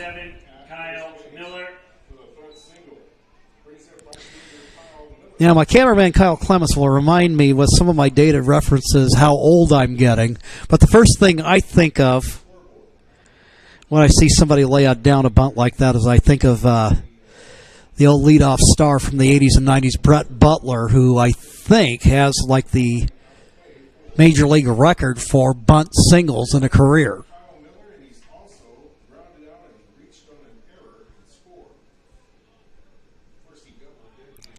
So we got a runner on first with 2 out. Kyle Miller, and there goes the runner. Patterson had a little trouble there and thinks better of it. Miller, what a big game he's had. Doubled and scored a run. Grounded out and then hit a 3-run homer. And he'll end up dropping this one into center field. Base hit. Runner will come around third. And no chance at a play at the plate. Hartley motors around the bases and makes it an 8-4 ball game.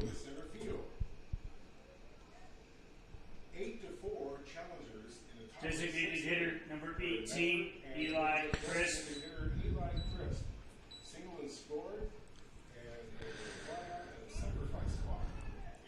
So that's 4 RBIs on the night for Miller.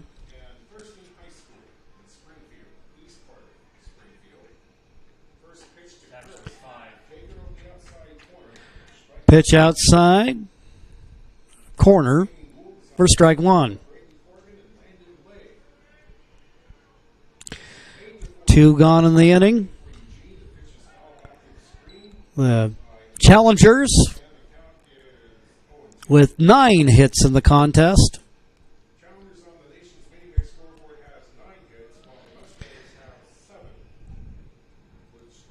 McFall, 0-2 count with 2 gone. Pitch fouled away.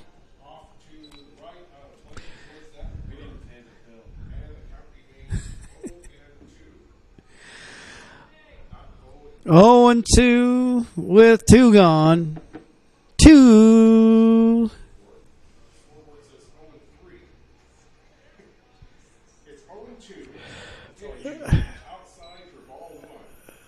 And there's a ball to make it 1-2.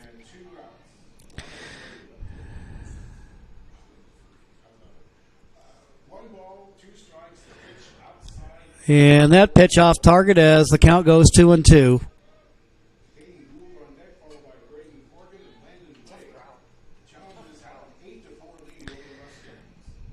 2-2 pitch with 2 gone. Pitch inside as the count goes full at 3-2.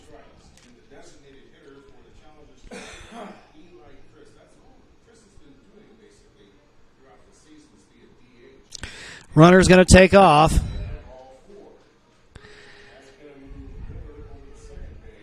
And there's the walk. So now we got 2 men aboard with 2 gone. First baseman, number 10, Caden Gould.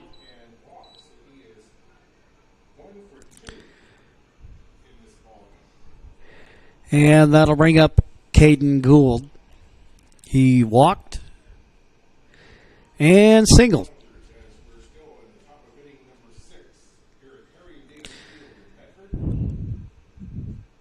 McFall, who started the game at third, on in relief.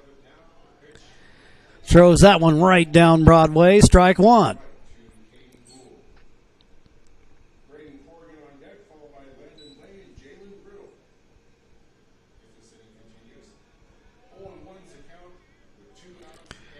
McFall comes to the plate. Bouncing ball hit the short. The shovel to second.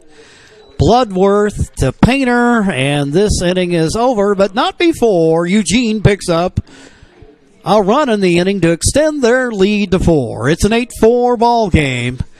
We'll be back with the bottom of the 6th right after these messages.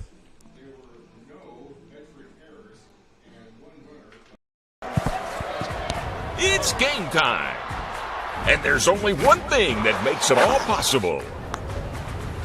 Refs. We're looking for people like you. Former athletes. Parents. Community members. Anyone who can manage the game and stick with it. But we need more heroes and stripes. People like you. Join the team and keep sports alive. Play ball. Because no ref, no game.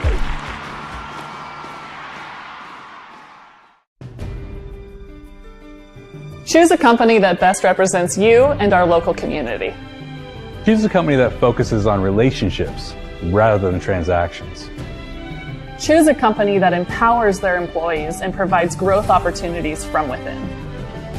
Choose a company that shows compassion and rises to the occasion in times of need. Call a John L. Scott broker today.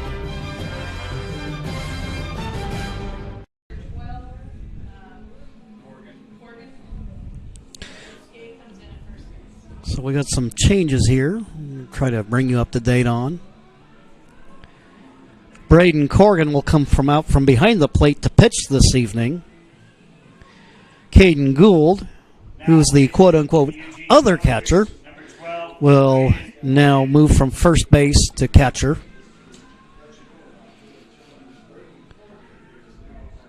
Trying to catch the number on the player down at first.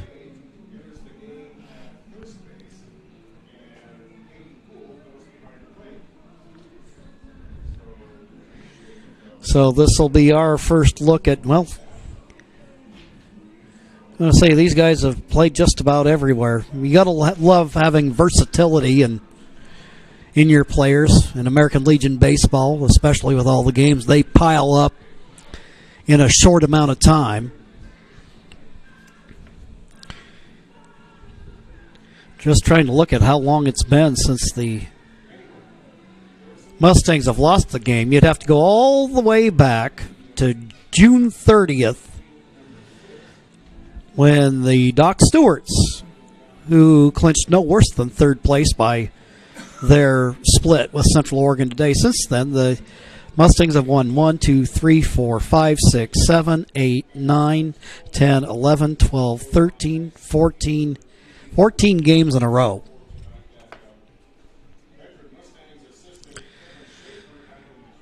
With the lead that the Mustangs have in the Area 4 standings,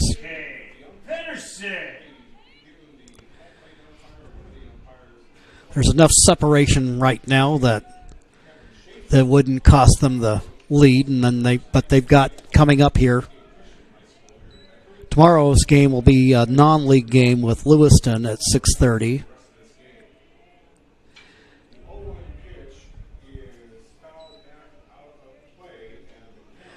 Leadoff hitter here for the Mustangs in the bottom of the 6th. Cade Pedersen. Fouled away. The count goes 1-2. Well, you got Lewiston tomorrow night, and then a doubleheader in Central Oregon at Redmond, to be exact, 12 and 2:30. Then on the Mustang schedule, they just have a Mustang alumni game as Patterson strikes out. Pedersen, that is. Patterson. I think we're starting to get that time of day where I'm doing well if I remember my own name. Easton Curtis, who hit a triple and scored his last time up. He has been all over the place today. 4 for 4 in the first game, and also drew a walk. Hit by a pitch, singled, and tripled in this game.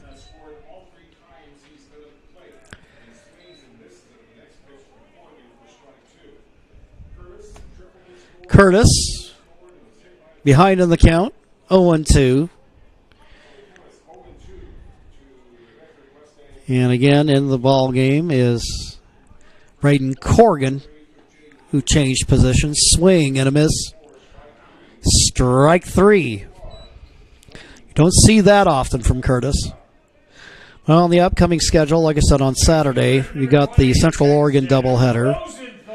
Then on Monday, the Mustangs have the Generals at home for a doubleheader at 5 and 7:30. Looking down the road, the state play-in game. The play-in game is on Tuesday the 22nd. The AAA State Championship Tournament starts on Saturday the 26th.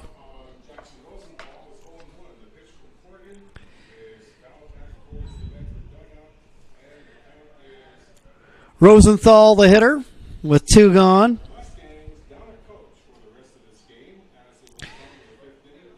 Rosenthal, 2 for 3 on the day.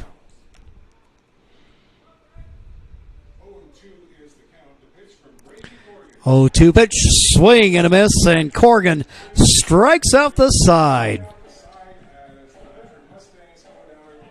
So Corrigan comes on. The fresh arm does the challengers good. We'll go to the top of the 7th. 8-4 Challengers lead. We'll be back in 60 seconds here on TableRockSports.net.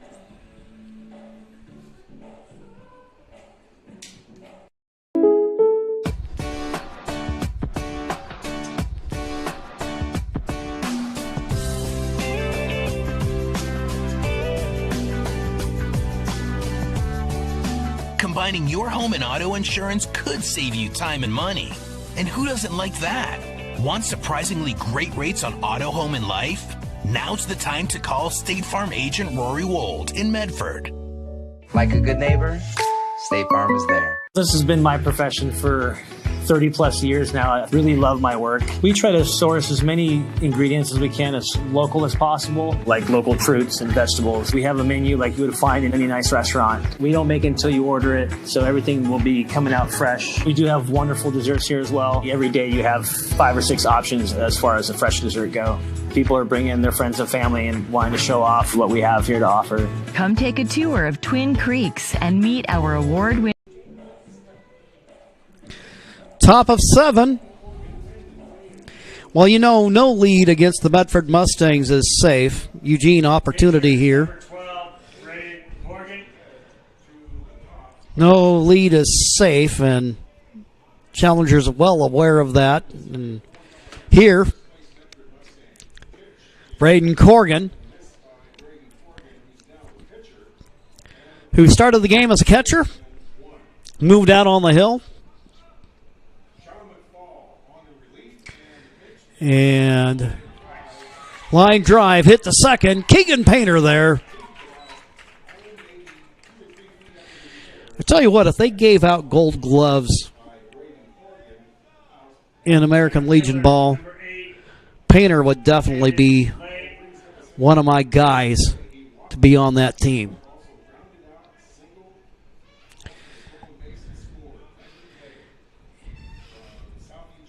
So here's Landon Lay. 1 for 2, including a single and a walk.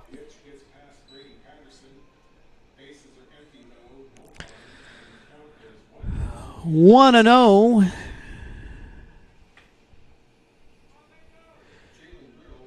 To Lay. Pitch inside. As the count goes 2-0.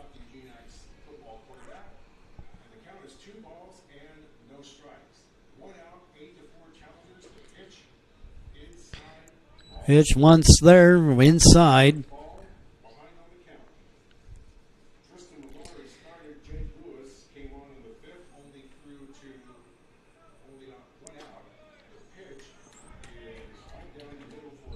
McFall with Lay taking all the way, 3-1. And he ends up getting hit.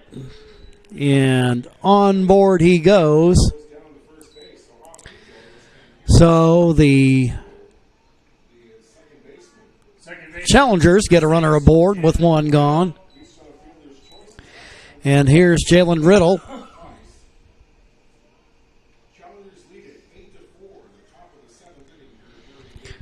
Riddle playing second base. Saw some action in the outfield as well.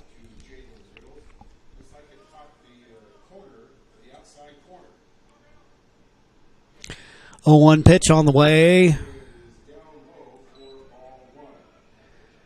McFall misses on the pitch as the count goes 1-1.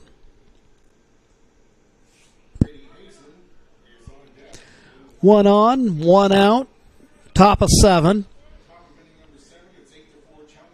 The runner's going to take off. Little hit and run there.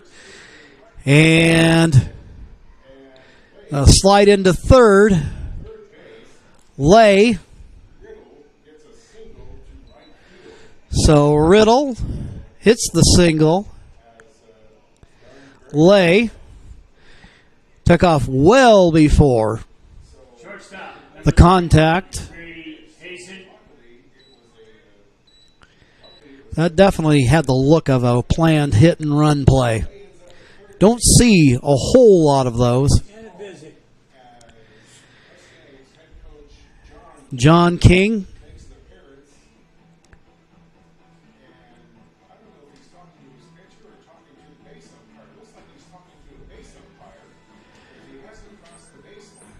Yeah, this is interesting here.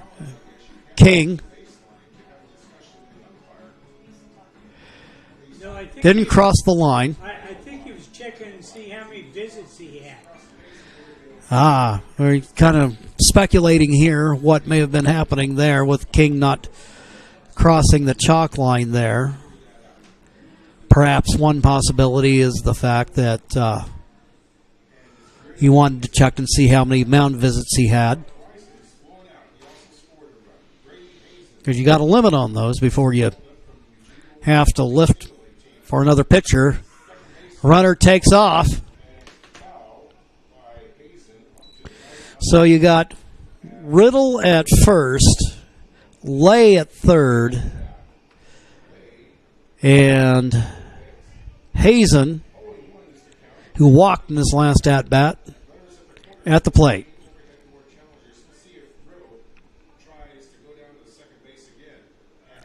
Here goes the runner, throw down to the second. Ooh, that looked close.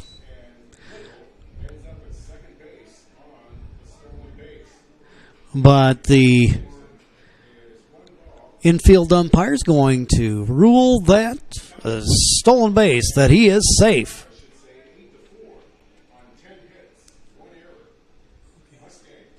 Look close, but you know what? My vote doesn't count.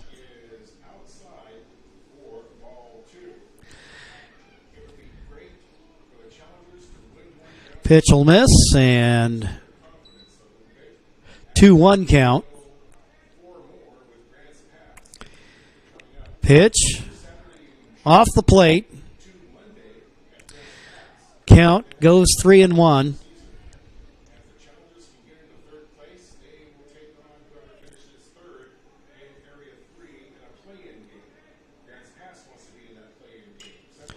Ball hit in the air to right field. Jackson Rosenthal there makes the catch. The runner tags and scores. It's a 9-4 ball game on the sacrifice fly.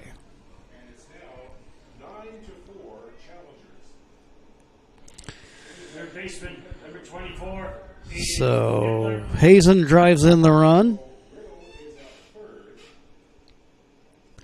Lay scores. Riddle ran all the way into third. Oh, 1 out? 2. Yeah.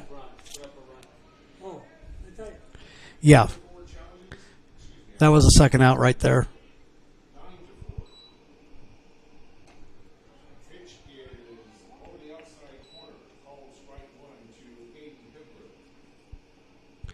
Making sure all of our accounting's up to date here, but Corgan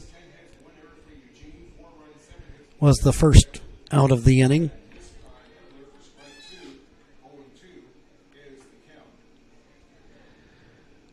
0-2 the count. The Hibbler with 2 gone.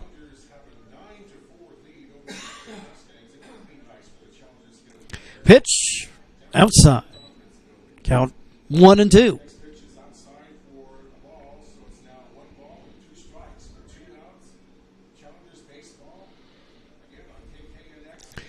McFall,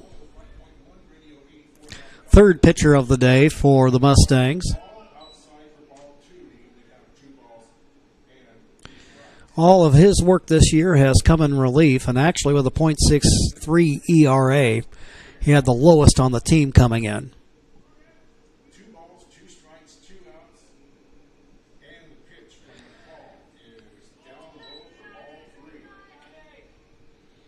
Pitch will miss. That runs the count full at 3-2. Runner at third. Now we got runners at the corners.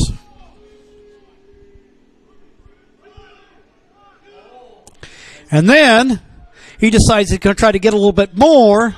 It advances. So he goes down to first, takes off for second. The Mustangs caught by surprise. Try to make the play there. Then the runner comes in from third.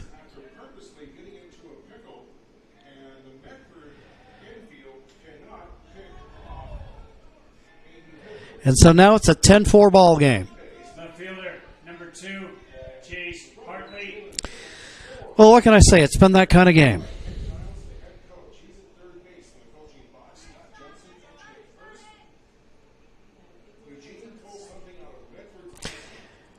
Chase Hartley now the hitter with 2 gone. So that's changed everything now. Now you got a runner at second with 2 out.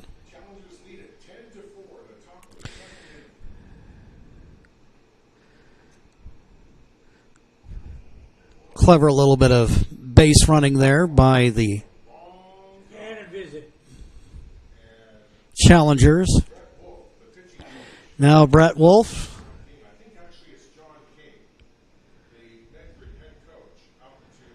And Brett Wolf comes out from the dugout.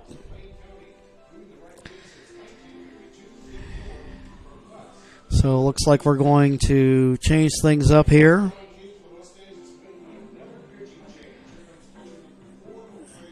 And that looks like Keller Bloodworth. Okay, Sickler's coming in. So he's going to go ahead and warm up. And we're going to take a breather. We'll be right back after these messages.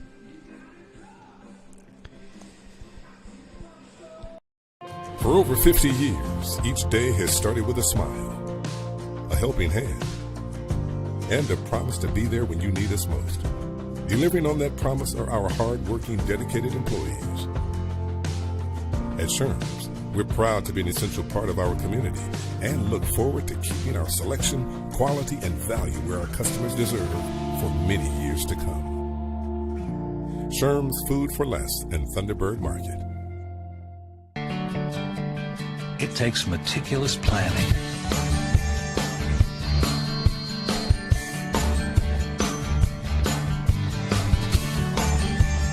continuous monitoring, and forward thinking to deliver the perfect 3-egg omelet.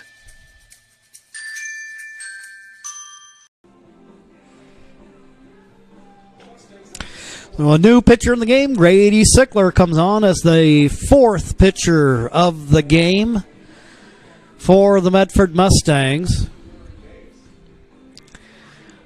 McFall will return to third base. Sickler started the game as the designated hitter, but in all the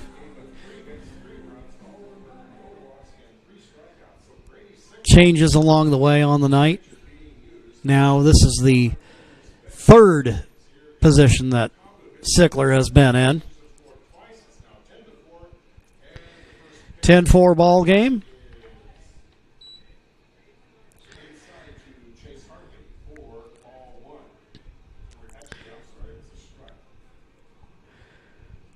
Sickler gets his opening pitch over. Oh, he ended up plunking him and looked like he hit him, but apparently not. Then the runner takes off. And a runner down to third.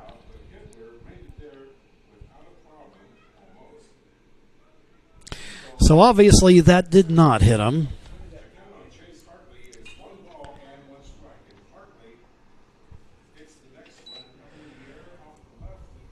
Pitch fouled away as the count goes 1-2.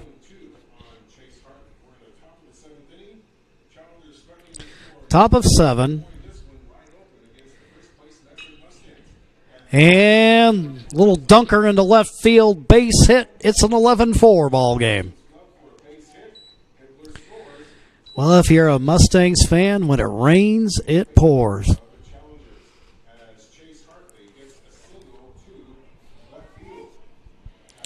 Hartley going the opposite way to deliver the RBI single. Hibbler scores.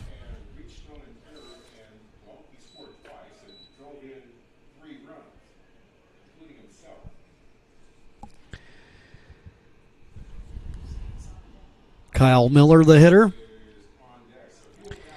And he's been the man of the night, or at least in this ball game. His 3-run homer took what was a 4-3 Medford lead and made it a 6-4 Challenger lead. And the Challengers have done nothing but extend it since.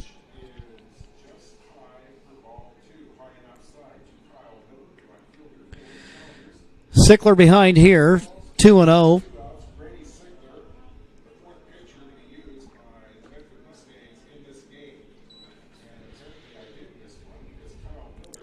And Miller ends up drawing the walk. The runners at first and second. First baseman, number 30, Brady Bousquet. Brady Bousquet, the hitter, came in and took over at first base.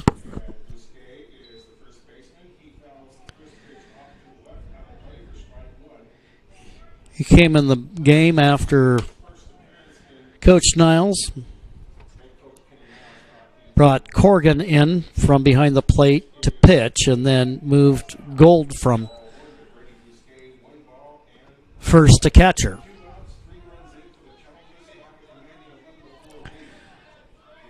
Two on, 2 out, 11-4 ball game.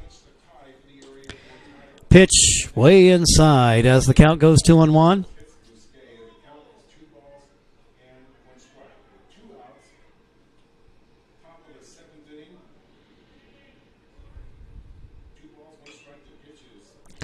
Pitch fouled off, and that will even up the count at 2-2. Sickler trying to get his team out of the inning. The Challengers have played at 3 here in the 7th.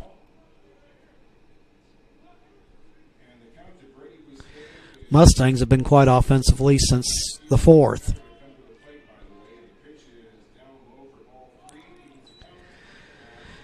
Full count now at 3-2. Sickler rides that one in. And now the bases are loaded.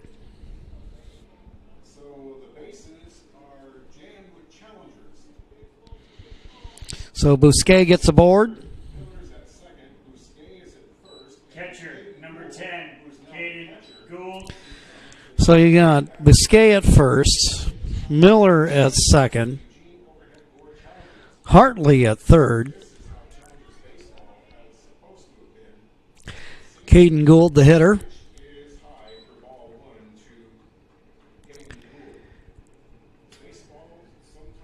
Pitch high, count 1-0. Pitch fouled away.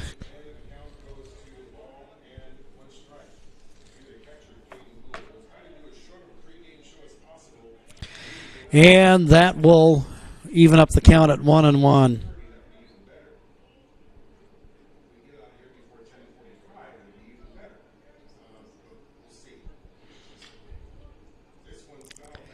Pitch fouled away. Sickler ahead, 0-2.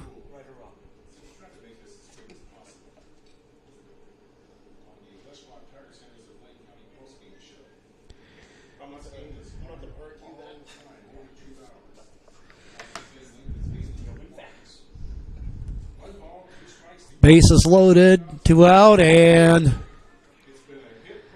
the Gould gets hit and heads down to first, and that brings another run home to make it 12-4. So that's 4 runs now in the inning.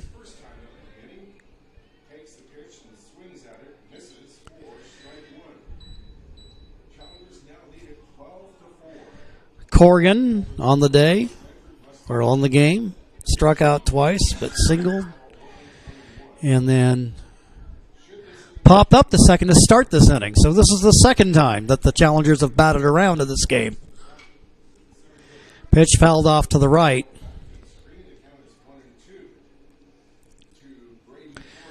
Catching things up on the scoreboard, the count goes 1-2.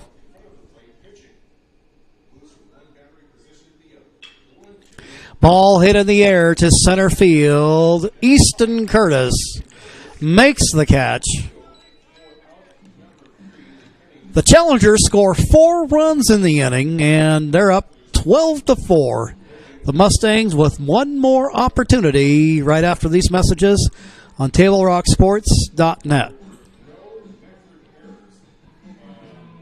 When you work with Hart Insurance Agency, you'll experience the quality service and attention to detail that you'll only find with an independent insurance agency. Hart Insurance Agency was founded in 1947 and is one of the largest independent, locally owned agencies in Southern Oregon, with offices in Grants Pass and Medford. Their experienced team of agents have the knowledge to design, place, and to manage your personal and business insurance plans. Find out more. Visit hartinsurance.com. Welcome to the summer of good. Good people, good taste, good vibes, and good, well, everything. When you're ready for some old-fashioned good, Abby's is your place. We've been celebrating summers around the P&W for over 60 years. At Abby's, good is a legendary tradition. Here's a good-looking pizza, guaranteed to bring some summer smiles. And right now, it's on sale, so it's good for your wallet, too. This giant is loaded with toppings and can feed up to 6 people. Order at abbys.com. Give us a call or just drop by. It's the summer of good, only at Abby's.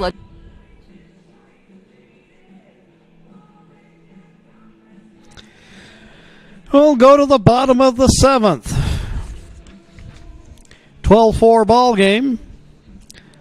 Mustangs with one last chance to see if they can't put together, well, it would be the mother of all rallies to come back from 8 back, but, well, I've seen stranger things.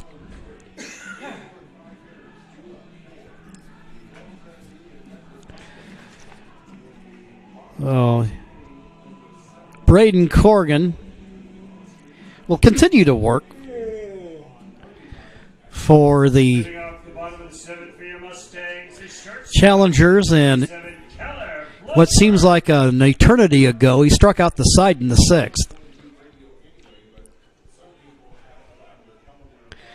Keller Bloodworth, the hitter. So you got the 3, 4, and 5 hitters. Bloodworth, 1 for 3 on the day.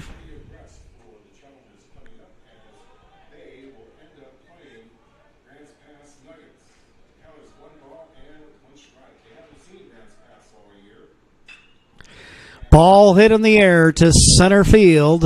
Lay sizes it up, brings it in, and there's one gone.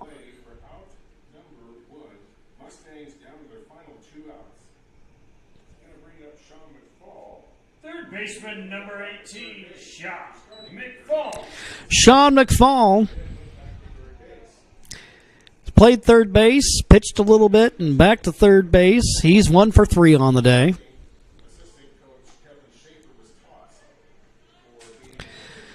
Oh, what a game it has been.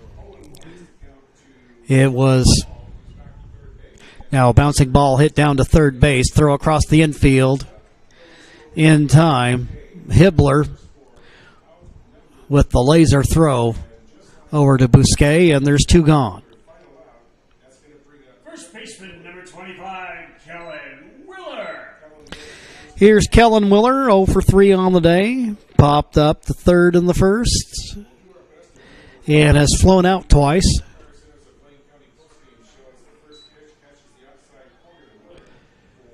Opening pitch for Corrigan gets over as the count goes 0-1. Pitch outside as the count goes 1-1.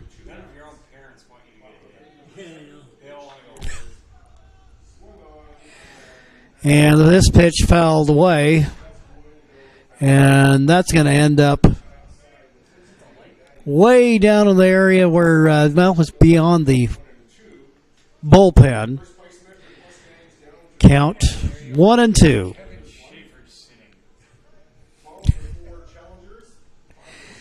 One-two count with 2 gone. Corrigan trying to close this one out. Pitch rides in. 2-2 the count.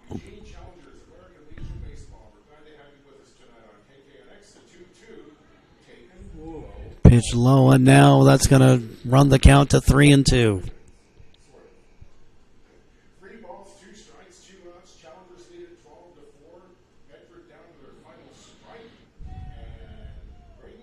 Corrigan comes to the plate. Willer stays alive, just gets a piece of it.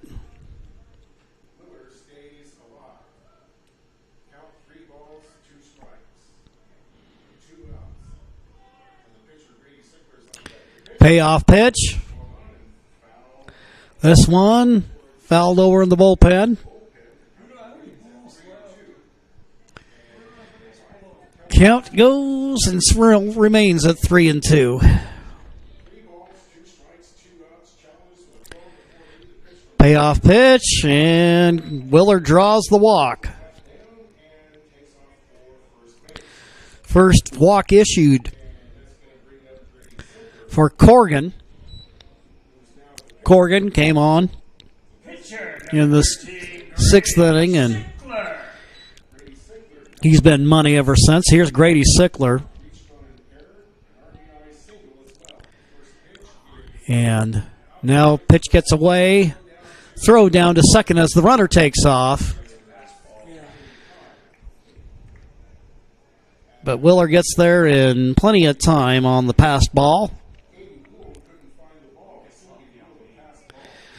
Sickler, 1 for 2 on the day. RBI single in the first and drawn a walk in the fifth. He's ahead here, 1-0. Pitch fouled off as the count goes 1-1.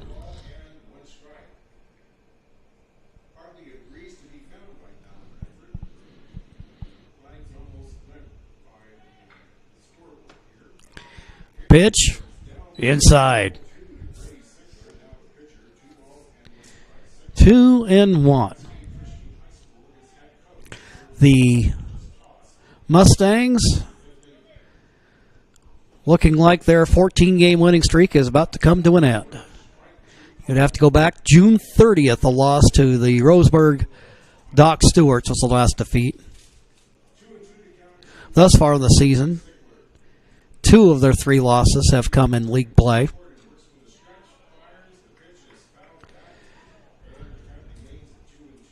Lost to the Stewarts. First loss of the season came against Grants Pass on a wild game where McFall hit a triple, tried to motor around for an inside the park home run and got thrown out at the plate, which would have tied up that game. So I don't know what it is about Harry and David Field, but we've seen some wild ones as Sickler fouls it away.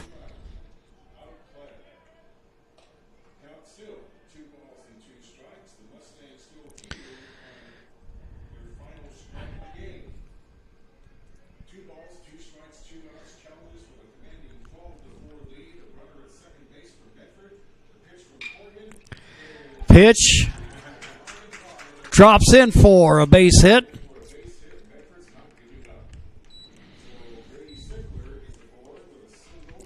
So Sickler gets on, and Willer, the runner at third. Keegan Painter, the hitter.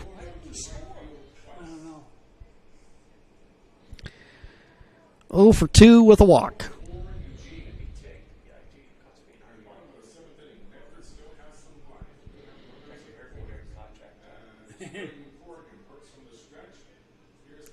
Corrigan comes to the plate, bouncing ball, hit down to short, throw across the infield, parachutes it over, it's in time.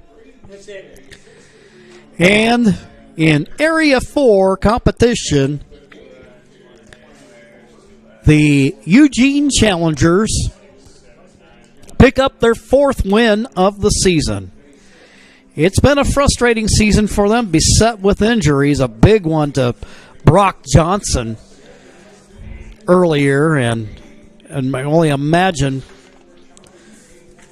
the contributions he would have been able to make in helping this squad out along the way. But that, among other injuries, has kind of made for a disappointing season for the Challengers, but this has got to add for them a pleasant highlight as they split the doubleheader with the Mustangs. Between this and the 2 games that were played on Monday, the Mustangs take 3 out of 4 in the series. This has been a long day, so I think at this point we're just going to go ahead and wrap things up right here. Your final score, 12-4, Eugene with 12 runs and 11 hits. Medford with 4 runs and 7 hits. And that'll wrap things up from here. We thank you for joining us. Non-league action tomorrow here at home. So if you're in town and want to check out the Mustangs, come on down and enjoy a ball game. That'll start at 6:30. But if you can't make it, join us here on Table Rock Sports as we bring you the live stream. For Kyle Clements and our executive producer, Joe Brett, Jim McCoy here, saying thank you and have a great night.